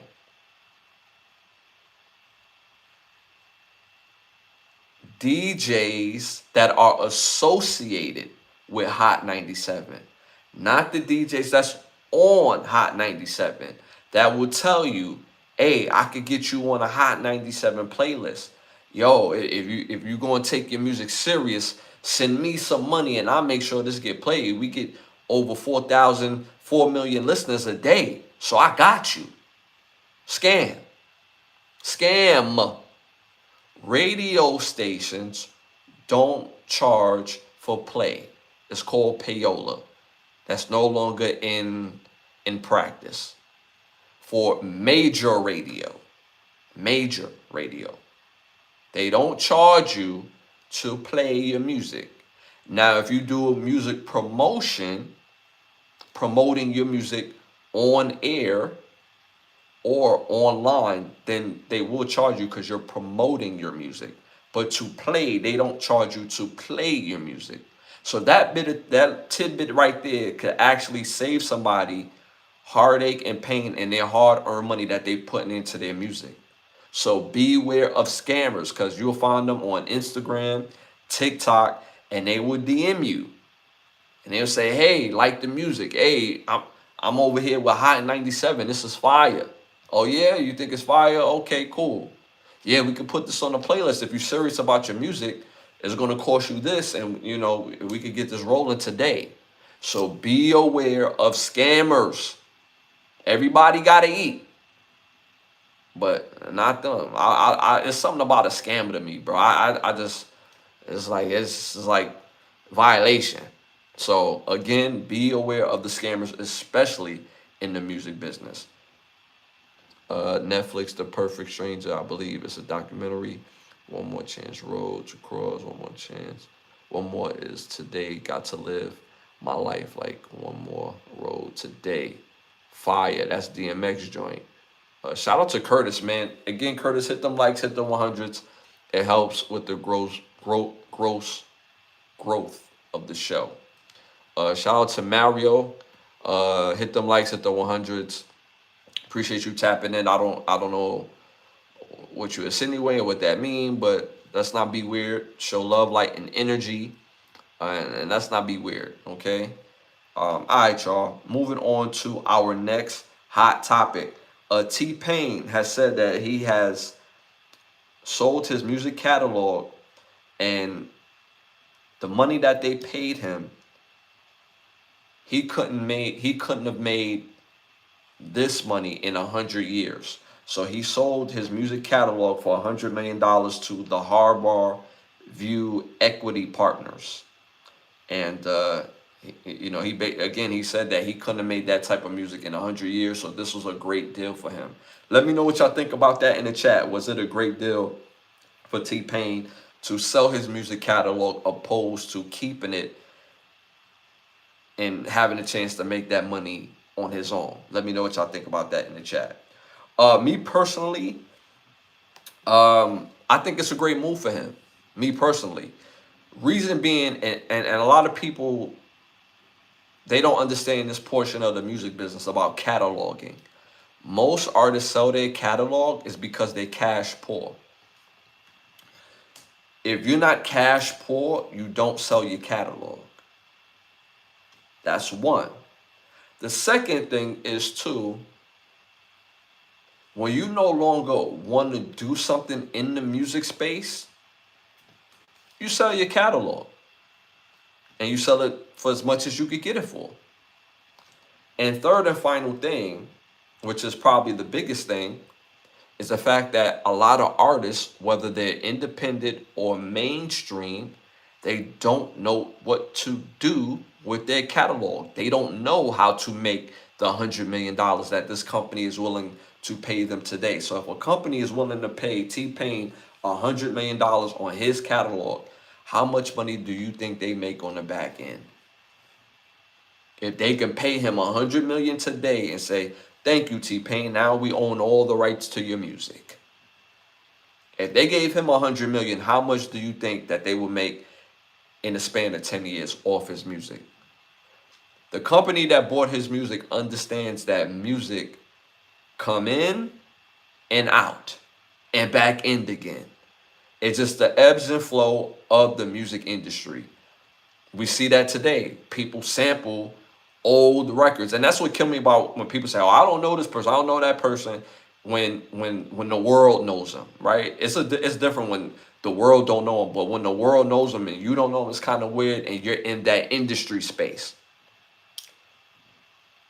Music comes and goes. So that company understands that we could buy T-Pain music for $100 million and know that they're going to make $1 billion on the back end. And that's mainly because one of those options that T-Pain didn't know how to make that money on the back, didn't know how to make $1 billion off his own music. So that's why he took the $100 million. So that's one aspect of it. Second aspect, that T-Pain, every time I see him, he look like he don't want to be no part of the music industry for real. He don't mind jumping on a feature a time or two, but he don't want to be a part of the game no more. He don't want to be a part of the whole rat race of the music industry. Get it? So I get why he would do that deal. And the first option is, I'm not saying that he is, but a lot of artists that do sell their catalog is cash poor.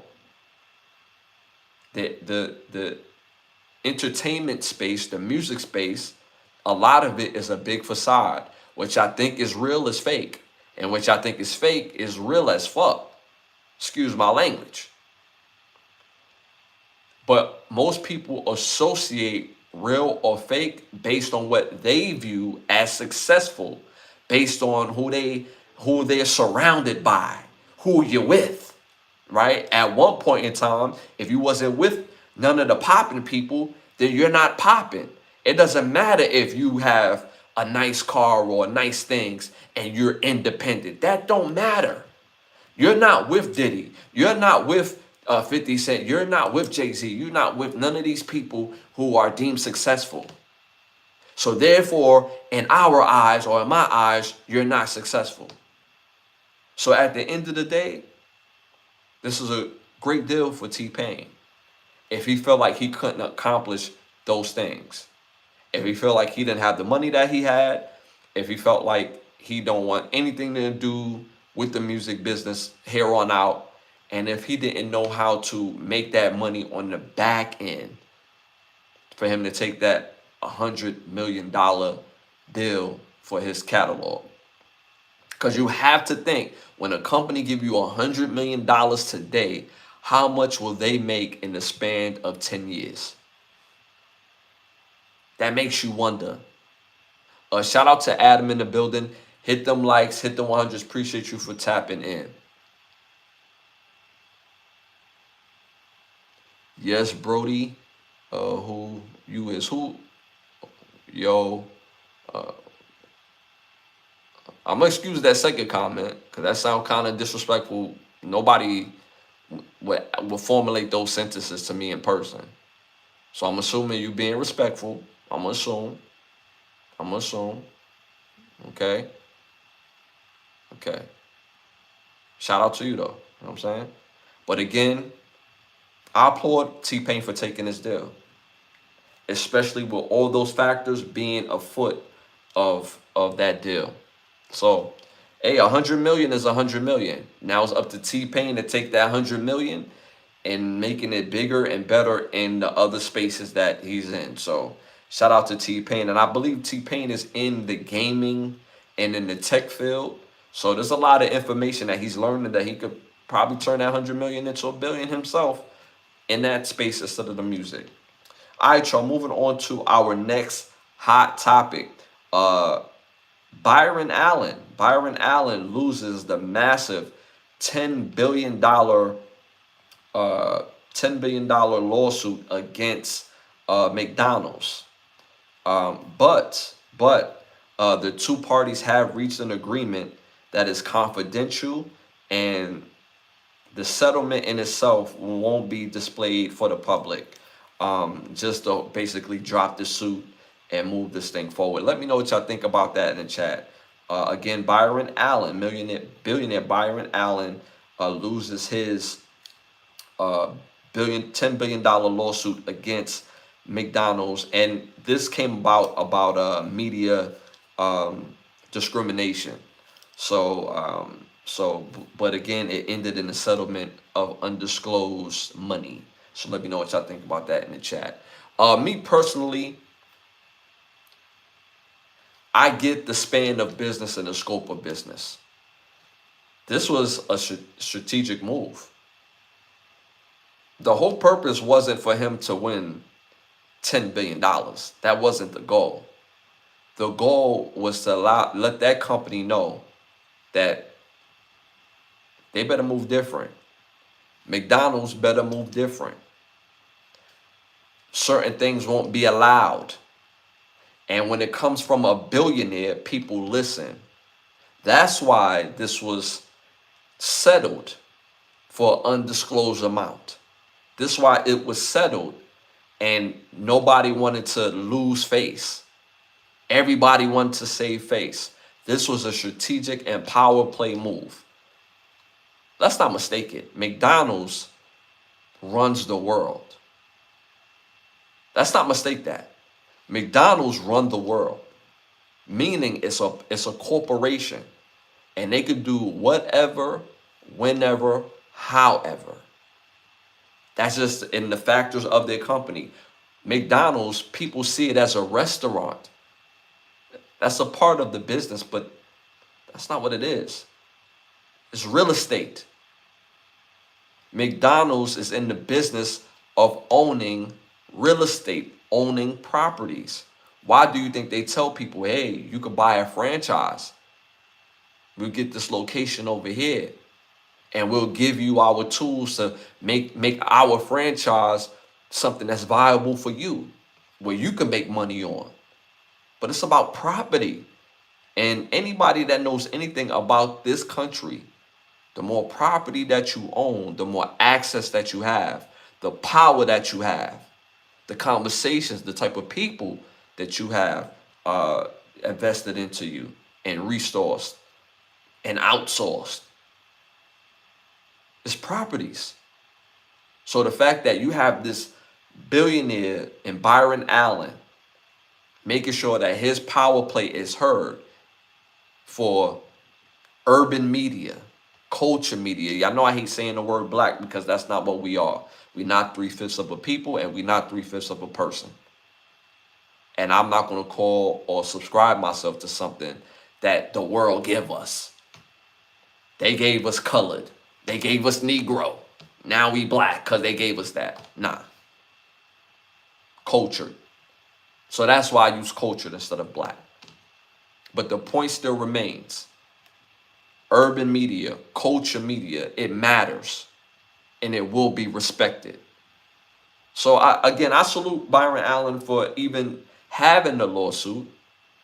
And even though he lost the $10 billion lawsuit, he still struck the settlement that basically both corporations and entities could build on, and not just build on within each other, but build on within the community. So shout out to Byron Allen. What are you selling, sir? Yeah. Don't be a stain, Esco. Don't be a stain. I could already see that you're a stain. You're trying to stand out for being negative. I get it. This is the only place where you could get that off. It's the only place where you could get that off. I see you. I recognize you. Believe it or not, y'all, most people give bad energy purposely because they want to be seen. That's the reason why they do it. Because in their real world, in their real life, they're not seen. And you know it's even more prevalent when people double down on it. When they scream, when you say a hit dog holler, a lot of people don't feel seen. I had a homeboy back in college. He used to wear super loud colors all the time. And I asked him, I said, yo, bro, you from Brooklyn, bro.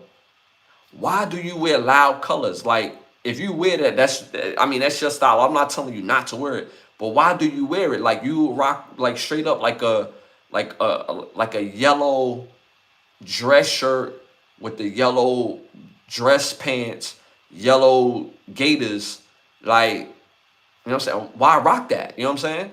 He was like, yo, I'm gonna keep it honest. I want to be seen. I was like, oh, damn. That never even occurred to me when he said that. So, well, before he said that. So, thus my point. All right, y'all, moving on to our next hot topic. Female gym teacher allegedly sent appropriate text messages and photos to a 13-year-old student. 22-year-old Florida Yasmir Ramirez Figueroa admitted sending inappropriate photos and text messages to a student. She was later arrested. The boy's mother alerted after seeing his phone and seeing the pictures to the authorities. She's looking at 2 felony charges and is being held at $10,000 for her bail. Let me know what y'all think about that in the chat. Me personally, I'm glad the mother caught this, reported her. She's a predator. A 13-year-old kid has no business with no grown woman. None. And a lot of people don't realize when you mess with children before their time, it doesn't affect to them that later they really figure it out. They're not going to figure it out in real time. Having a relationship with an older woman is not, you don't realize how detrimental that is until you become a grown man. At the time, it's like, yo, I have a 21-year-old girlfriend. Yo, we do stuff. Like, she does stuff to me and I do stuff to her. And like, yo, we have our moments. And that sound good when you're 13 and you're bragging, but you don't realize the effect that it's really going to have on you when you become an adult. Immediately, you look at women differently because of that experience. Immediately, there becomes a psychological thing where you're now wrestling with all the demons and the devils that older woman has already encountered in her own bedroom activities. Now you taking that on, all those energies, way before your time. And that's why you don't realize it until you become an adult yourself. Like when I was 13, I was very sexually active. At the time, I thought that was the coolest thing in the world. At the time. And my mom worked 2 jobs. She's worried about putting food on the table, clothes on our back. She not gonna be home. She gotta work. My father gotta work. He gotta keep a roof over his head. They gotta work. My father had 2, 3 jobs. Older brother, he's smacking stuff. And what I mean by smacking stuff, I mean, bedroom activities. So as my older brother, I'm like, oh, you want to compete? Oh, I got you. So as a kid, I thought that's just what we do. And when you have situations with older people before your time, you don't understand the effects of it. And I thought it was the coolest thing in the world that I could brag at 11, 12, 13 years old that, yeah, it's activation. It's activated over here on the regular. But as a grown man, it's like, damn, I was doing that. When, what, how, why? How was I able to do that? And I thought about it. Mom is never home. Dad is never home because they working. They're working. They busting their ass. And we struck. Both of my parents had 4 to 5 jobs between both of them, and we still struggled. Mind you, both of them had their master's degree. It was something about growing up in the 80s as you being educated. Your education didn't match your skill level or didn't match your education at those times for a lot of professionals at that time. They had to get tenured before they got their money. So growing up, we was very struggling. But because they worked hard and my brother was never home, I had use of the home. But it made me wonder, why did I have such a easy goal with doing my thing? Mainly because a lot of the girls that I dealt with was older than me, and not realizing the psychological damage it was going to do later. And we don't put the 2 and 2 together. So the fact that this lady is dealing with a kid that's 13 years old at the school, and to become a teacher, that takes a lot of work. That's not something you just do. That's a lot of work.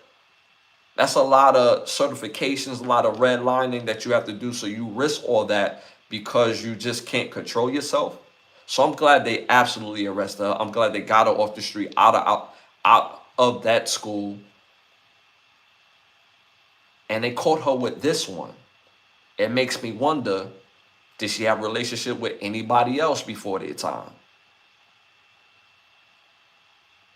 We have to really we have to really make mention of this shit. It's not just men that does this, there's women that does this, there's people that just do this shit, and we have to really put a thing on this. But we don't see it the same way when a woman does it, or when a woman does it. One of my favorite movies in the world, outside of this reason, but one of my favorite movies in the world. I thought it was cool when it came out, but as an adult, as a grown-ass man, I looked at the movie different, and why they had to show that in the movie, and why was it important.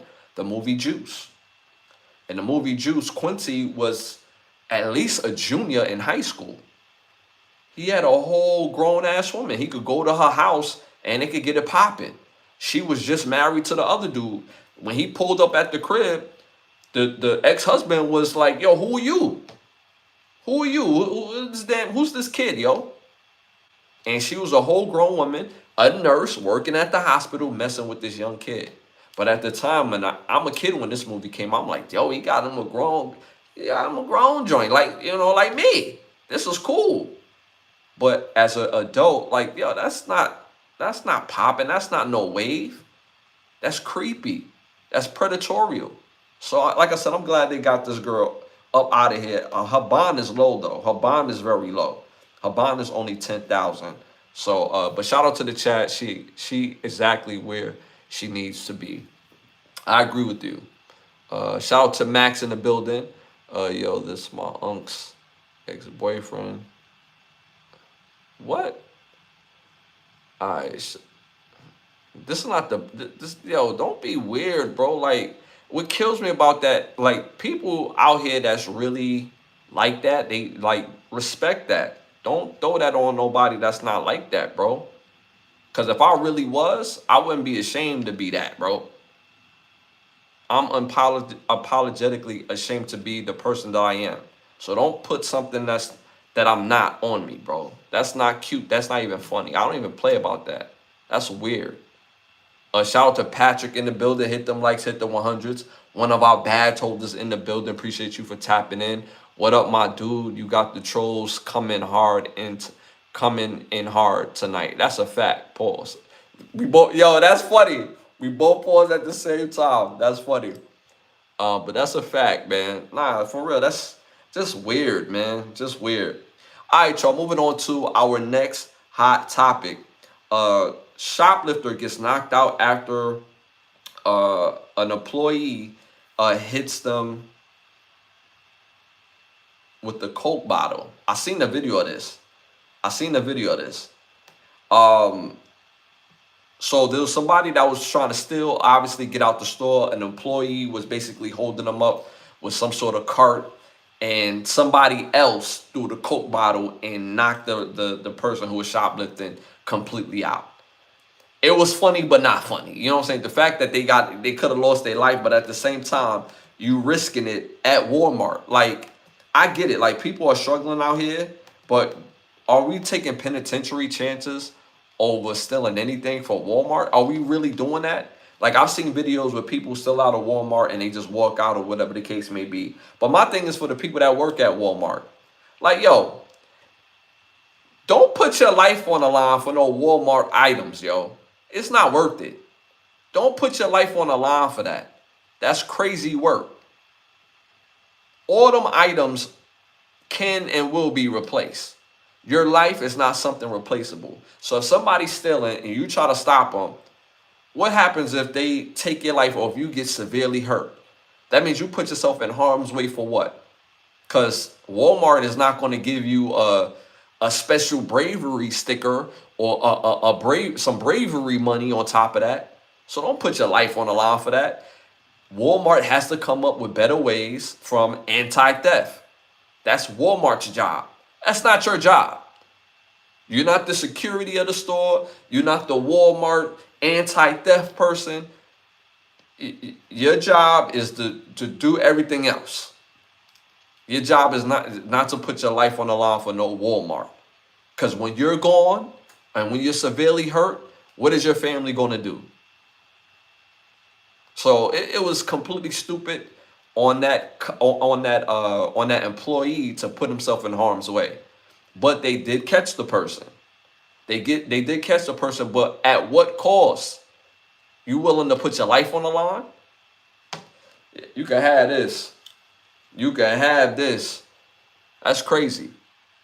Shout out to On King David. Appreciate you for tapping in. Hit them likes, hit the 100s. You already know it helps with the growth of the show. All right, y'all. Moving on to our next hot topic. A child's birthday party in Stockton, California, erupted into tragedy when a gunman opened fire inside the hall and unalived 4 people. 4 of the people Two was under the age of 10. One was 21, one was 14. It was over 100 people inside, and 10 more actually got hurt. And what's even worse, no motive have been confirmed yet. So they obviously could have been a motive. There obviously could have been somebody in there that the gunman had opened fire on. But my thing is this: what happened to the real gangster shit? What happened to that? Because seeing your op in public and open fire is not gangster, especially when there's other people around. There used to be a code in the streets, in the neighborhood, where your personal beef, that's personal, is between those two parties. It's never between everybody else. Everybody else's life is not on the line. I love going to this movie for this point. There's a movie called Strap. It's an old school movie. Came out like in 1993, directed by Forrest Whitaker, the great actor Forrest Whitaker. He directed this movie with Federal Star and Bokeem Woodbine. So there was a point of the movie where it was beef, and it was on site. The dude knocks on Bokeem Woodbine's door, the character, and his mother answered the door.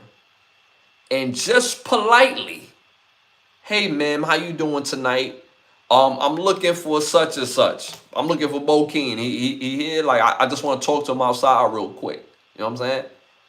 So he had the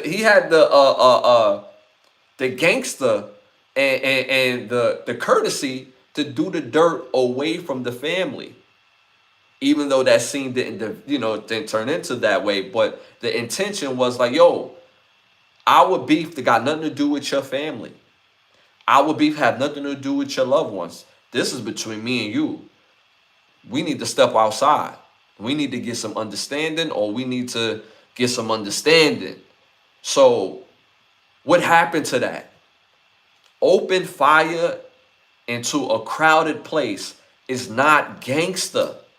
And then you take two small kids' life that don't even know why their life was taken, and then you kill like 21 is not no age to lose your life. 14 is not no age to lose your life. You haven't lived yet.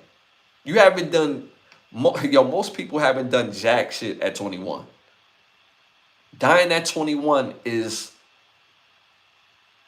I can't even give you the word for it, to be honest with you right now. That's just not an age to be losing your life at, especially for somebody else's bullshit. So what happened to the gangster? This is not gangster.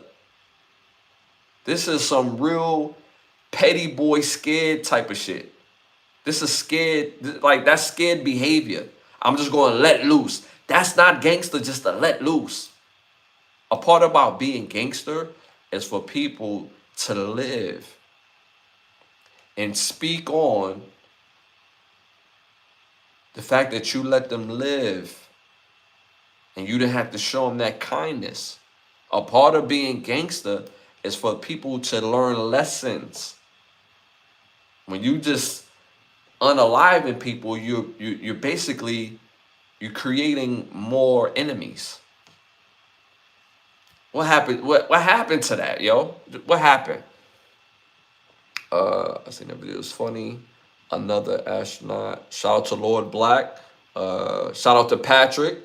That movie Strap was fire, hip hop classic. That's a fact. So you remember Strap? Strap was a fire movie. But you remember the scene when Federal Star came to the house and was like, "Yo, I need to see Bokeem. Let's step outside." You know what I'm saying? I need to talk to you outside. You see what I'm saying? That's gangster.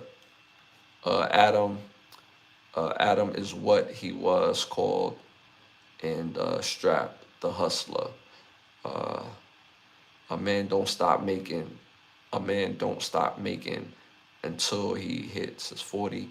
A real man, productive money, especially when he's on his own purpose. Is like most men, like for real, we get some real level understanding of life somewhere in our mid to late 20s. Like the lights start turning on. Like the things that we thought matter, it don't fucking matter. Like, yeah, nah, right? We start really looking at for what it is and not with the possibility. And because of that, we start realizing our mistakes, whether they was like, passed down, or it's just like a part of the neighborhood, how we handle certain situations, or whatever the case may be. And we start thinking with the left part of our brain. That's a fact. But then, and still, what happened to the OGs? What happened to the big brothers? Because there's no way, like, people are result to this. This feels like a welcome to dairy moment. Like, most people don't realize when they watching Welcome to Dairy or anything with the it, and they be like, why do people in dairy so violent or prone to violence, or they see people getting stomped out, nobody say nothing because they drinking the water. It is already into the reservoir of the water, so the whole town is getting a piece of that negative energy. Is what we eat, is what we see on TV, is what we have in our daily diet, as far as what we embody. What even made that kid think it was gangster to do this. So I hope he gets arrested and do all that time in the world, because that's crazy. The motive is still haven't been confirmed, but they'll find motive. But to do that in open space is just reckless. You create more enemies. You create more enemies. Imagine being a parent of one of those kids that lost his life. You just created another enemy. At least one more enemy. At least.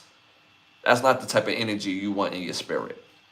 A shout out to Life in the building. Appreciate you for tapping in. Jesus is it. He's the God of the beast system religion. I love it. I love it.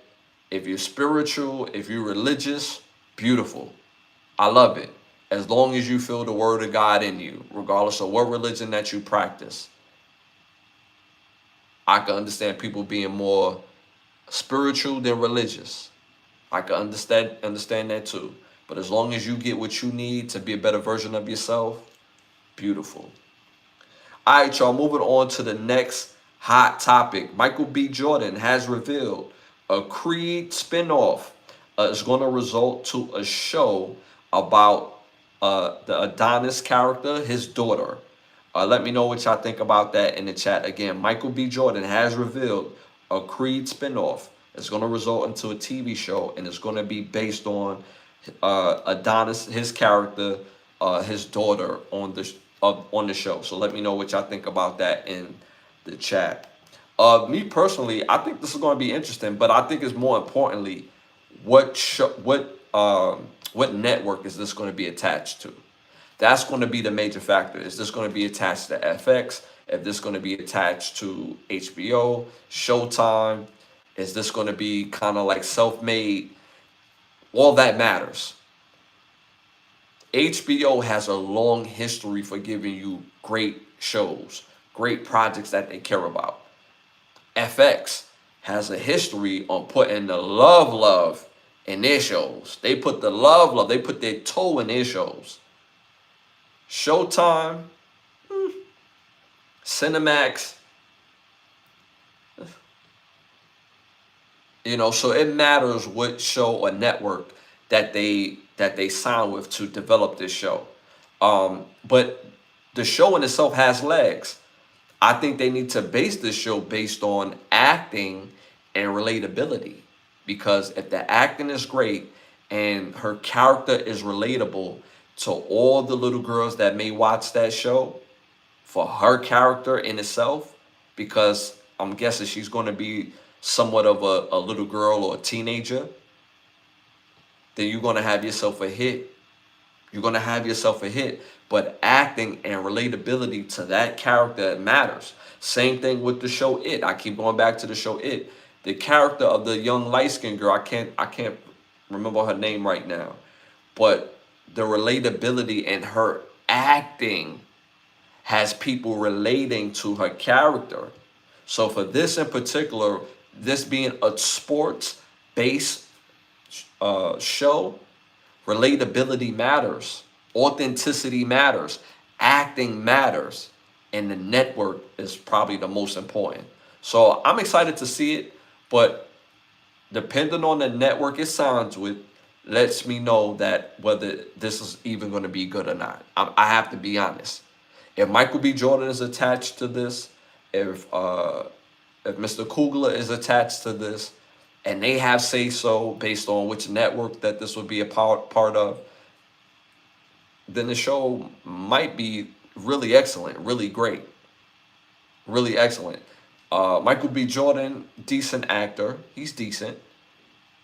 But he has a reputation for signing on to really good movies, really good ideas. He's developed a thing for that. Like even when Michael B. Jordan gets old, like real old, and he doesn't act as much, he has a talent in finding different entities that develops ideas in music. Music in movies.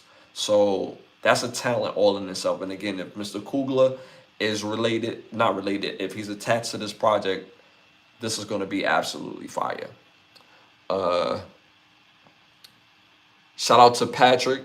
I think that's a good idea. The daughter is deaf in the movie, so it's going to be good to see a handicapped person on screen. I'm a parent of a special needs child, so I'm all for it. See, again, relatability. Relatability right there. And all that's going to be added to that is the acting. The acting has to be on point once the relatability is there. So I think this is going to be fire, but I'm gonna reserve my judgment based on the company, the network that they signed with. Now, if they sign with BET, I'm all the way out. I'm all the way out. I'm all the way out. BET history on developing shows is terrible. It's terrible. BET doesn't do a good job at developing shows. Terrible. They haven't developed a good show since BET was BET back in the damn 90s. BET takes other shows that have been successful on other networks, bring it over to their program, bring it over to their network, and then BET that thing some more. So if they develop the show with BET, I'm all the way out. HBO, FX, yeah, this is gonna be some fire. This is gonna be some fire. All right, y'all, moving on to our next hot topic. College football picks is in. NFL picks is in. My pick 6 for week 14 at college and week 13 for the NFL is in. So for college football, man, oh man, this was literally upside down week. Literally. Y'all know how my track record for these games is very high. It's very high. This week, it was what the hell happened? It was literally upside down week in both college football and in the NFL. So the first game I called was number 14 Vandy going to number 19 Tennessee.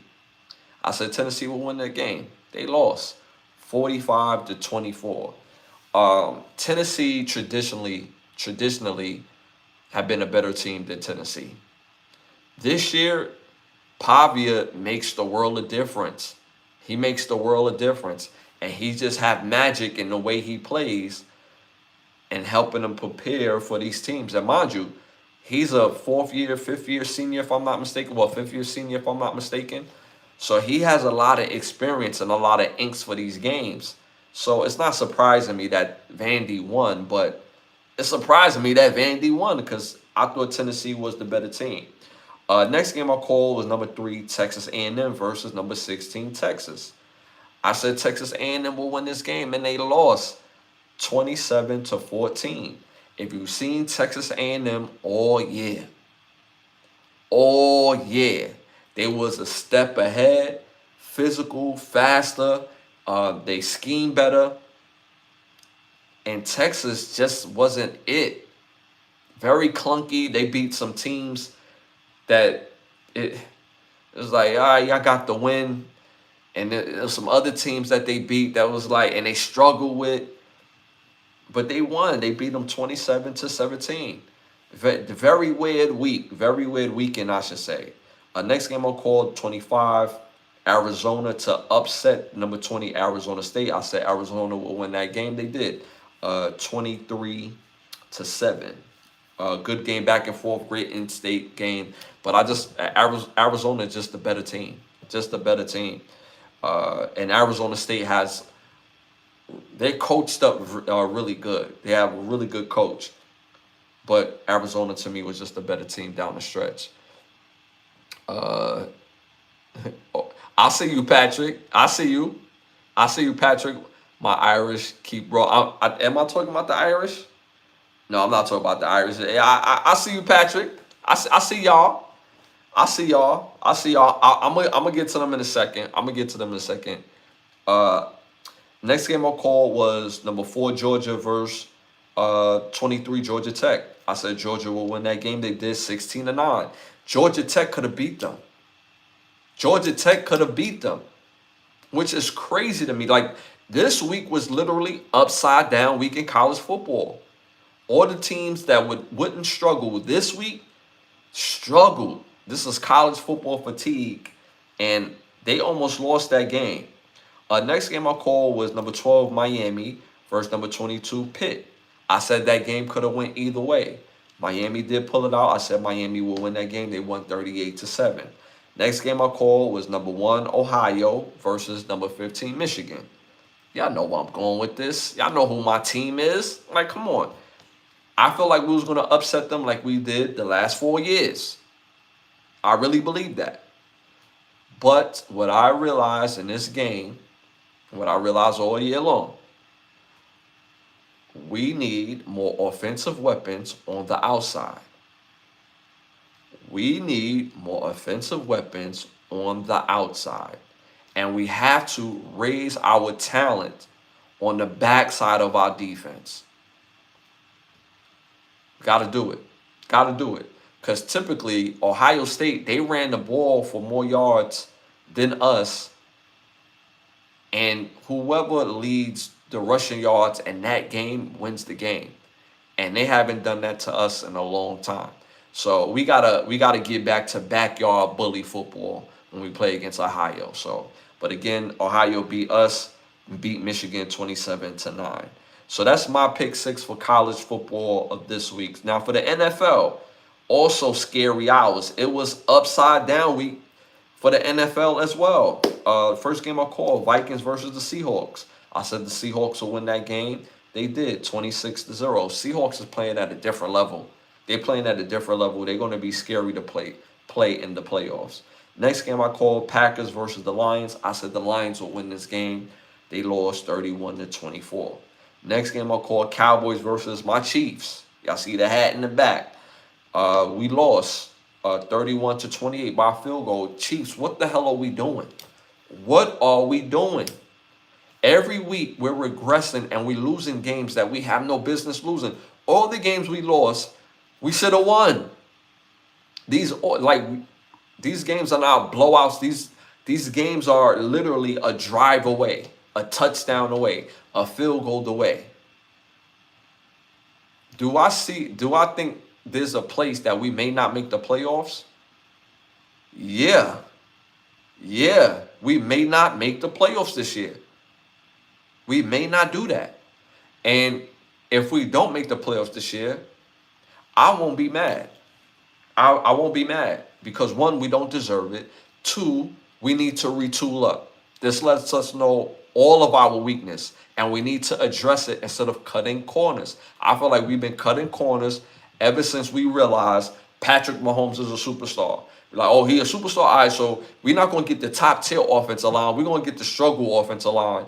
Like, he going to scramble a little bit, but, you know, we you know what I'm saying? We're going to save some money. Oh, we're not going to re-sign the top tier receiver. We're going to get some average guys. We're going to get some guys that they come in, come out. They get hurt. They're not that good. They not number one receivers like that. They cool. They have a good game from here and there, but they're not true number one receivers. It's like less, like you give the man less and less.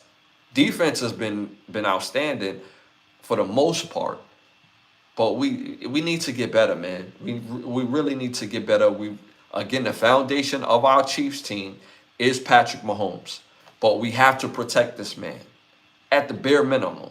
You either give him top tier receivers or top tier linemen, either one, either one.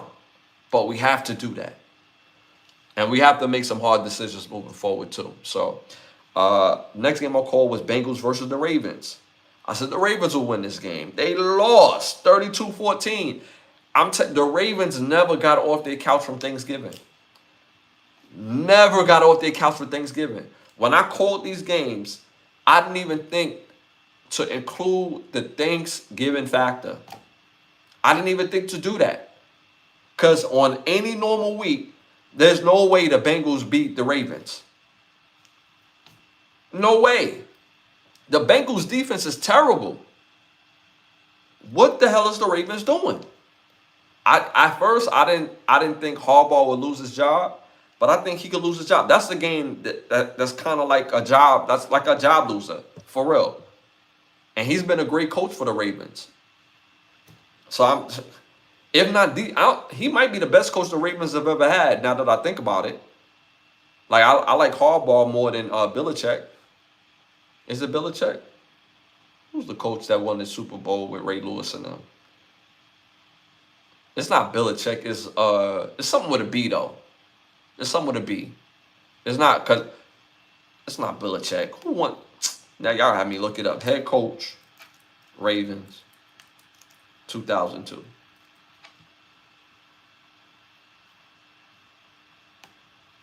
Said head coach. Damn it. Or was it 2000? It was the same coach, 2002, 2003. Brian Bullock. Yeah, Brian Bullock. Yeah. I think Harbaugh's a better coach than him. But this is a fireable type of game. So that was the next game I called. Next game I called 49ers versus the Browns. I said the Browns will win this game. I really thought the Browns will win this game. One, it's played in Cleveland. It's played in all the elements. If you watch the Browns had the game. Their defense was balling. The Browns is playing with Pennywise. He's no longer it. Before Mason Graham got there, he was it. Now that he got Mason Graham in the middle and could generate a pass rush from the middle, Myles Garrett is he's completely Pennywise. He was doing Pennywise things today still. He was going up against a legend in Trent Williams, but he was still doing his thing. Bad coaching decisions, going for that 4th and 1. That was one. 2, the special teams on the Browns has to improve. They literally lost them that game. Literally. They took the game out of the offense hands. The muff punt, he lost one of those, and then you had Scott Moore damn near return. He reversed the whole damn field on the first punt return. So they got to show up that special teams. Their defense is so good. Their defense was balling. McCaffrey looked like he was seeing like 13 people out there. And McCaffrey is a hell of a player. I had these dudes winning, man. And Shador played good. But watching the game, especially when it got to the second half, I seen people complaining, oh, why they not passing the ball down the field? Oh, you never played football in high gust winds before, huh? You ain't never do that. You can't pass the ball down the field in high gusting winds. You can't, especially when you're going against the wind. And it was certain parts of the game where Shador tried to throw that 30-yard, 40-yard pass, and the wind literally took it. It just takes the ball in the air. No matter how, even if you throw a striker, it's still going to affect the passes. That's why you didn't see them downfield passes like that. That's why they was trying to dunk and find wind pockets. So, but even though Shador had a solid performance, again, another performance you could build on. He had one play that I wish they could get back with him and and Jerry Jeudy, where Jerry Jeudy stopped running. He just stopped running on the, like, bro, you have a touchdown and you stop running. And then later on the sideline, you seen Jerry Jeudy arguing with Shador Sanders. It's like, yo, bro, you got to keep running for the ball. But again, I think the wind took that pass too. I think that took the pass as well too. So, and even Brock Purdy, you seen his passes get deflected, all types of crazy when he was throwing it. So, I still thought Cleveland was the better team. Now, I thought they was the more aggressive team, but they lost 26-8. Next game I called was the Rams versus the Panthers. I said the Rams will win this game. The Panthers won 31-28, but I also said don't be surprised if the Panthers win this game. But I went with the Rams, and they took the L burger for this. And this lets me know the Rams got cracks and chinks in their armor. They talked about the Seahawks in the chat. The Seahawks is man, the Seahawks looks really good. Will I call them a Super Bowl contender? No, they have to prove it, but they're not going to be an easy win. They're not going to be an easy win.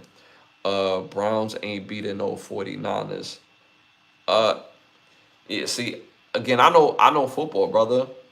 You can't tell me that the 49ers have a better defense than the Browns, because they don't. They don't. The 49ers found a way because of the special teams. That's football, sir. When you have bad weather, possessions matter. Coaching matters. So you can't say the 49ers is not beating the Browns. You're not saying that off of talent. You're not saying that off of talent. That would be idiotic to say. Off of talent? No. Coaching and special teams affected that game. If you really watch the game. Shout out to A. Shador So Buns. Yeah, I disagree with that. Shador is hot garbage. Yeah, I disagree with y'all on that. It's funny, right? Shador will have a solid game, and he's hot garbage.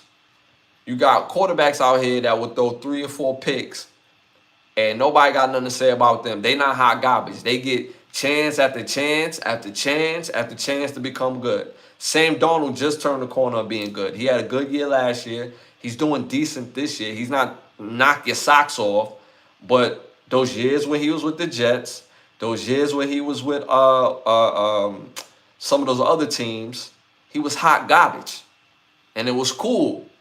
But Shador's having a solid start, and you know what I'm saying. So that lets me know that that's more like that has nothing to do with with football. You know what I'm saying? It's like making it personal.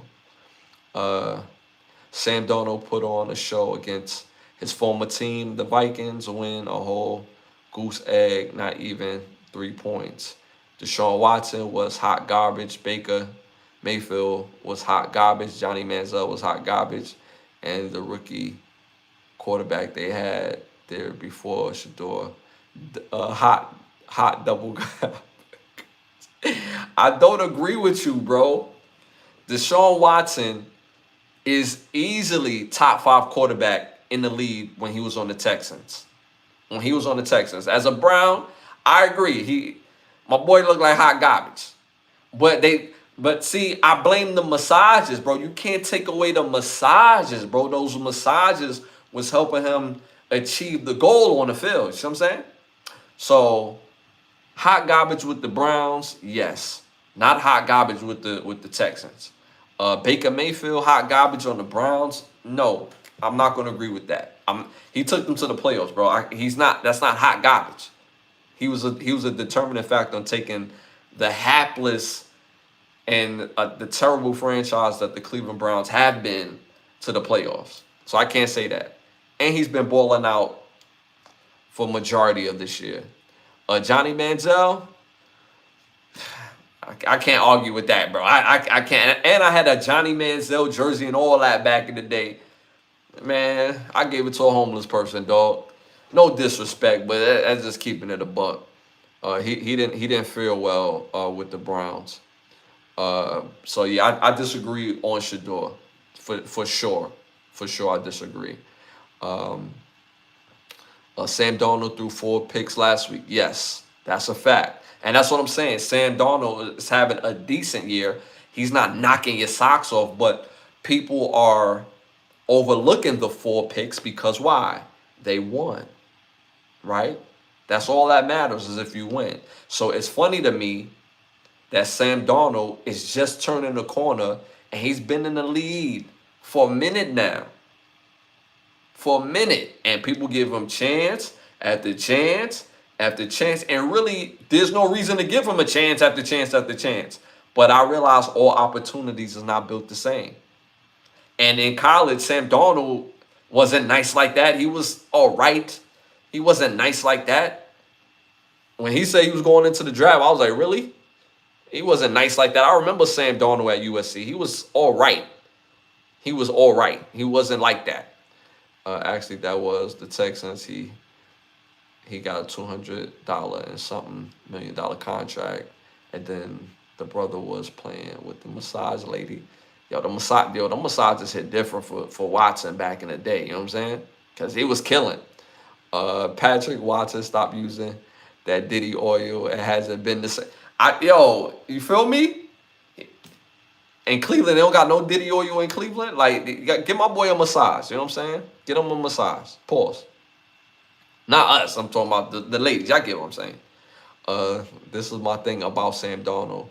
He should have stayed in Minnesota for at least another year to help JJ, because JJ is straight doo-doo trash. See, come on, JJ, my Michigan guy. You know what I'm saying? He helped us win the chip. You know what I'm saying? So I'm never going to say he doo-doo. He's just been struggling. You gotta give some of these guys a chance to develop. That's what I'm saying. Sam Darnold has been in the league for 6 or 7 years, and he's just turning the corner to being above average. Maybe. He just threw 4 picks last week. So that's not something that you shooting for. So you gotta give JJ a chance to develop. Same thing with Caleb Williams on Chicago. They was looking to get him up out of Chicago if he had another bad year. First couple years, he ain't look like hot garbage, but he damn sure looked like baby shit. He didn't look great. So you got to give guys a chance to develop. Bryce Allen had another great game on the Panthers. He's the reason why they beat the Rams today. First 2 years in the league, if it wasn't hot garbage, it was damn sure smelling like restaurant garbage. Like it didn't look good. But you gotta give him a chance to develop. You know what I'm saying? So get the young guys a chance to do their thing. Now, if y'all said somebody like Trey Lance or Kyler Murray, then y'all get old ash, because these guys had ample time, ample opportunity, and they hot garbage. So I if y'all would have said that, Ashley, I'm being a wise ass when I talk to you about Sanders. I'm going to mention that other rookie quarterbacks that are not playing good and call them doo-doo trash. I said Bryce Allen, right? I meant Bryce Young. Bryce Young, you meant, yeah, I probably said Bryce Allen. Yeah, Bryce Young. We wouldn't have kept Justin Fields. Well, I mean, Justin Fields, man, I was rooting for Justin Fields to turn the corner with the Jets. It just not working, man. Just not working. The rookie quarterback I like this year has to be one of playing for the New York Giants. He should have been starting from the beginning. But he's not. Jackson Dart is playing better than what people expected. But it's not knock your socks off football. He played outstanding in the preseason. He showed you tools. He definitely has shown me more than what I seen him at Ole Miss. He's shown me more. But he has to change his playing style. If he keeps his playing style, he won't last in the NFL at all. That's not me speaking out of heart. That's me keeping it real. If he doesn't change his playing style, because his body is not built for that. His body is not Cam Newton. His body is not a Tim Tebow. He not built for that physically. He has size, but his body can't take that type of punishment. Even though he's 6'3", 230 something, he's not a stout guy like that. He can't put people. He's not even like a Patrick Mahomes heavy. Because you've seen Patrick Mahomes put people on their butt, but he's not that. But Patrick Mahomes, he picks and chooses when he's gonna put his head in the game. He cannot continue to play reckless. He won't last. But his ability is something that you could build on for sure. Jackson Dart, for sure, for sure. The quarterback I like the most this year in this rookie class, I've said it from the beginning, and I'm going to say it now, is Shador. He's just finally getting a chance to show it. Not to mention, what benefits Shador is the fact that none of this stuff is handed to him. The coaching staff, like, now you've seen him, like, it's preposterous to think that they went with Dylan Gabriel all this time. So you have a coaching staff that, like, now they seem like they kind of in, right? They seem like they kind of in on them, right? But that worked against them. The owner came out and said, yeah, I didn't even want to draft him for real. Like, he wasn't my pick. You got to talk to Andrew Berry for that. He did that. And then the only people that really believed in Shador for real was his teammates. Because when he started playing, the teammates like, oh, I like, now it's time to get it cracking. And you see them playing harder. You just see them still trying to develop, like, develop inks. And people that have never played football will watch football and expect it to happen overnight. It don't happen overnight. This is not backyard football, bro. You just don't draw up a play and be like, yeah, go run that in the NFL game. You will get your lights rocked, bro. Physicality always matter in the NFL. You would get rocked something ridiculous. You got to understand something.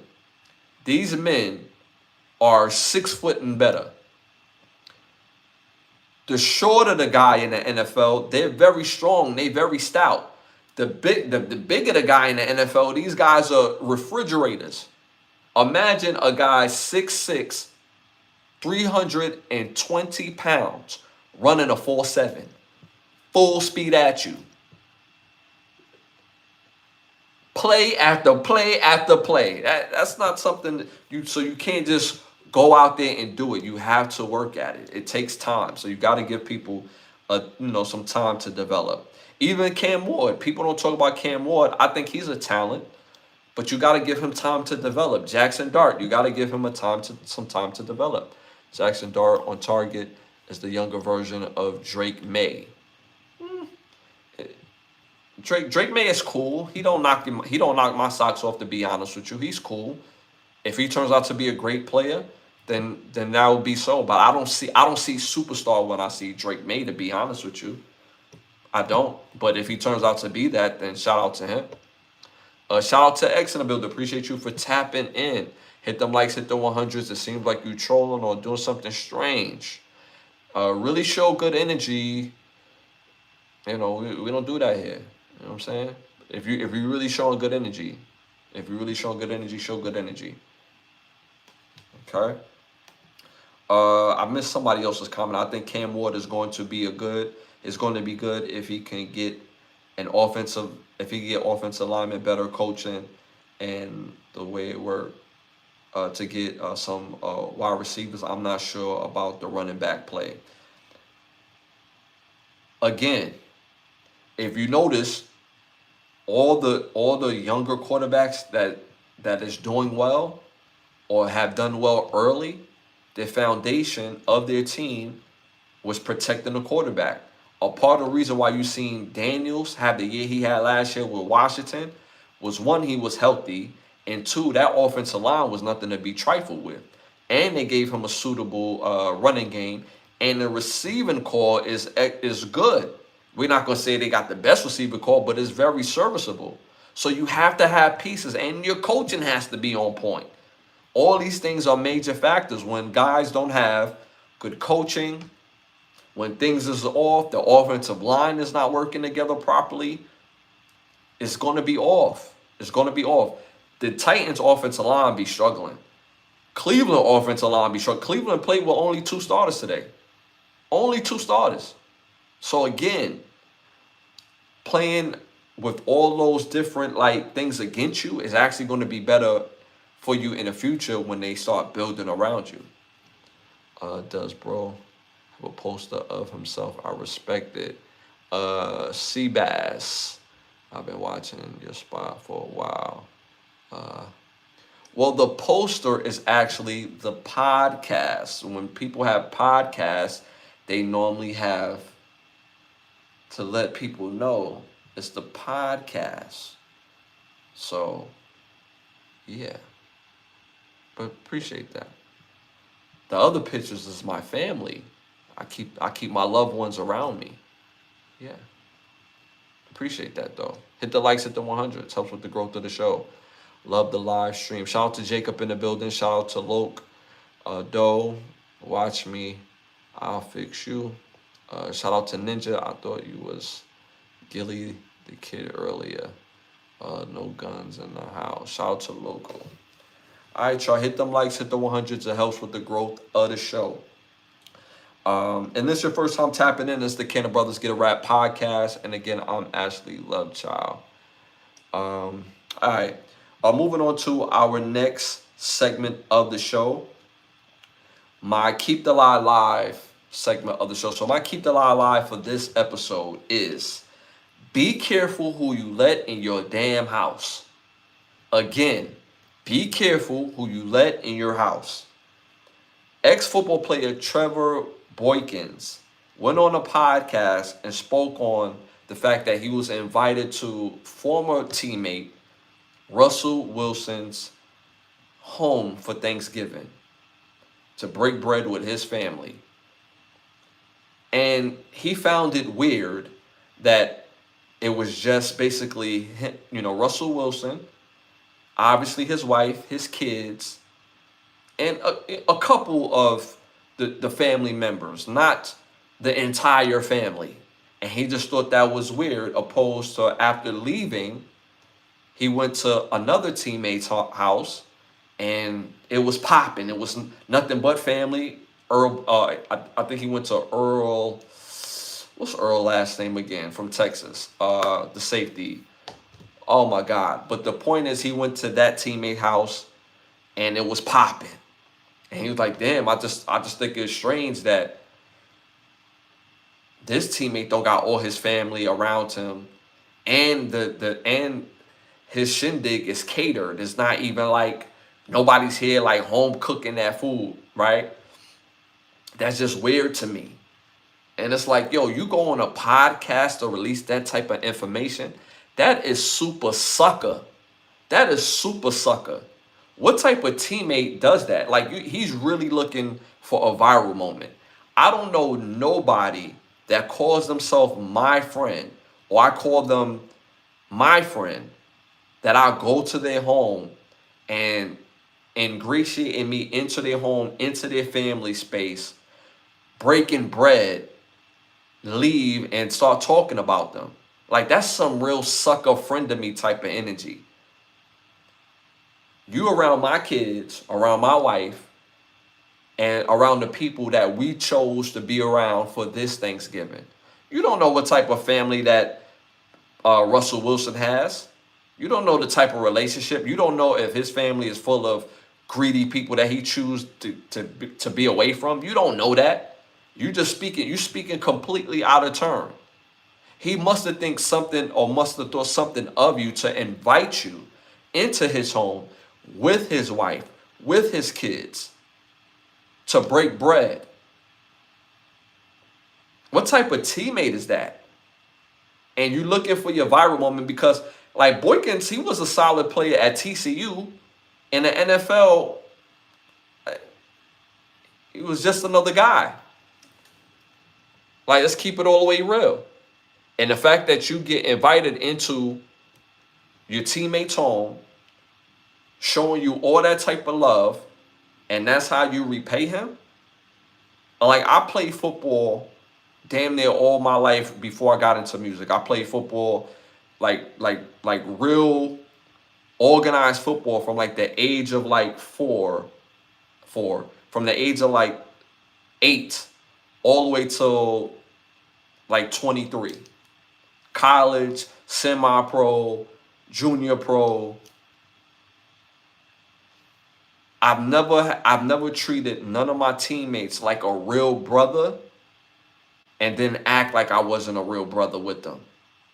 I never gave fake energy. If I didn't mess with some of my teammates, I didn't mess with you. I didn't fake the funk. I'm not going to be cool on this end, and then on the when I get with the other set of teammates, be like, yo, you know what this dude told me? Like that's so weird. You can't even be respected on a teammate level divulging that type of information, even if it's true or not true. It doesn't even matter. It's the fact that one, you're not even with your family. Where's your family?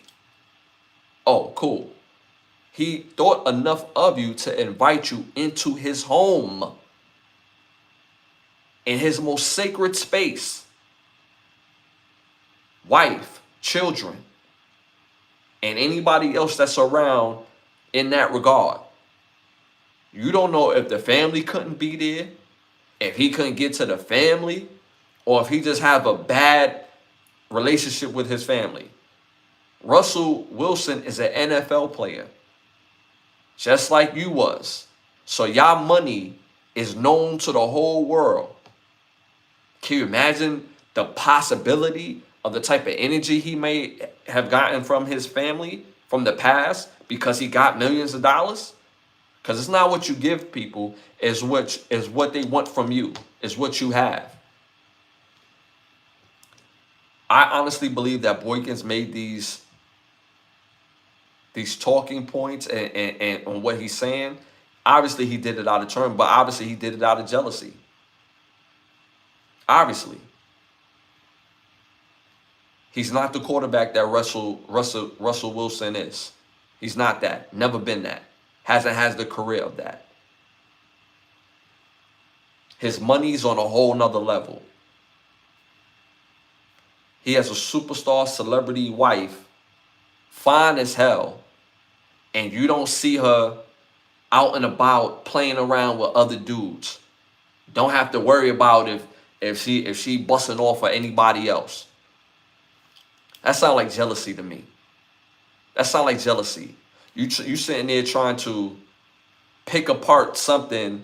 Mind you, you're not with your family and you're with his. And you find it weird that he has the closest people around him. Like that's like you living your life and doing your thing, and people say, well, I wonder why he don't have this amount of people around him or that amount of people. Why do you care? Why are you worried about who's not around me opposed to who is around me?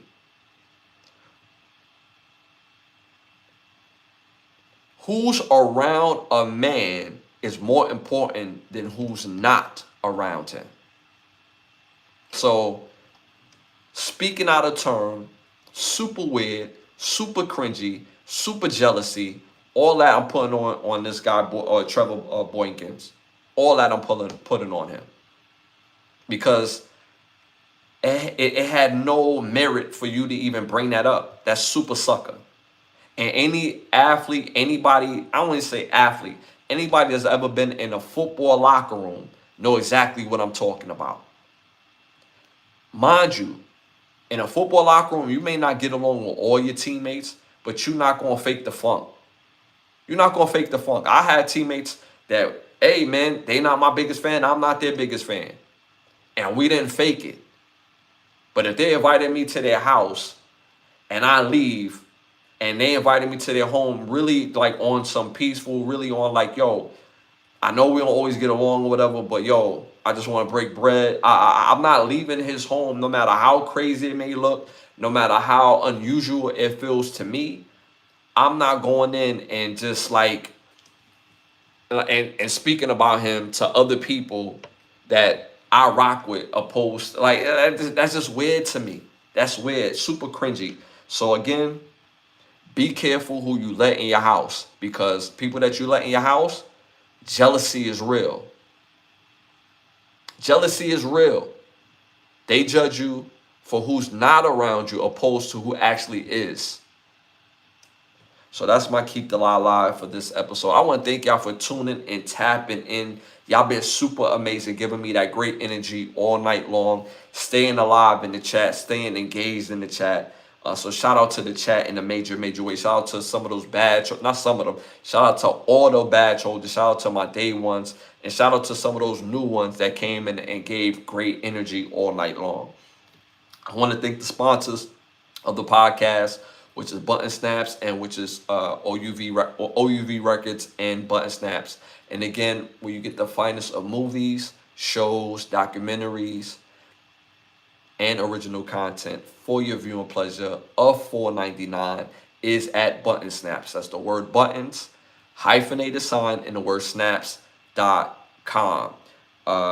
Also, again, if this is your first time tuning and tapping in, hit them likes, hit the 100s. It helps with the growth of the show. We on the road to 20,000 subscribers. We're a little over 12. We just got over a little over 12. So again, continue to spread that, spread the word of the pod, and appreciate y'all for tuning and tapping in. Also, I feel like I'm missing something. Oh, got some new music coming at you. Also, like I said, I'm finding new ways to get the music to you. I don't no longer want to give the music through Spotify, through Apple, because of how their new update affects us as artists. So I'm finding a different way to get the music to you. And more importantly, I want to give y'all a better listening experience and a better experience into the music as well. So I'm finding ways to do that.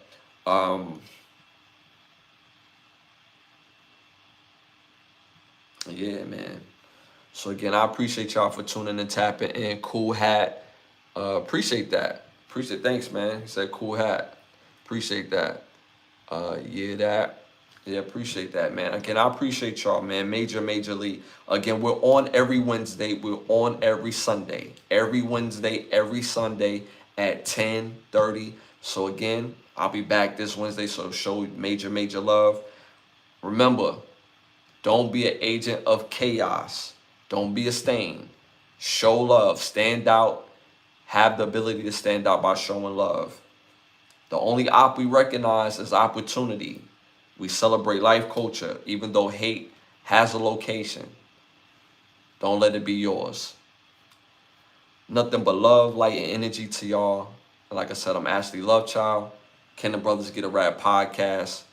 You already know what time it is. I'll see y'all this Wednesday at 10:30. And it's love.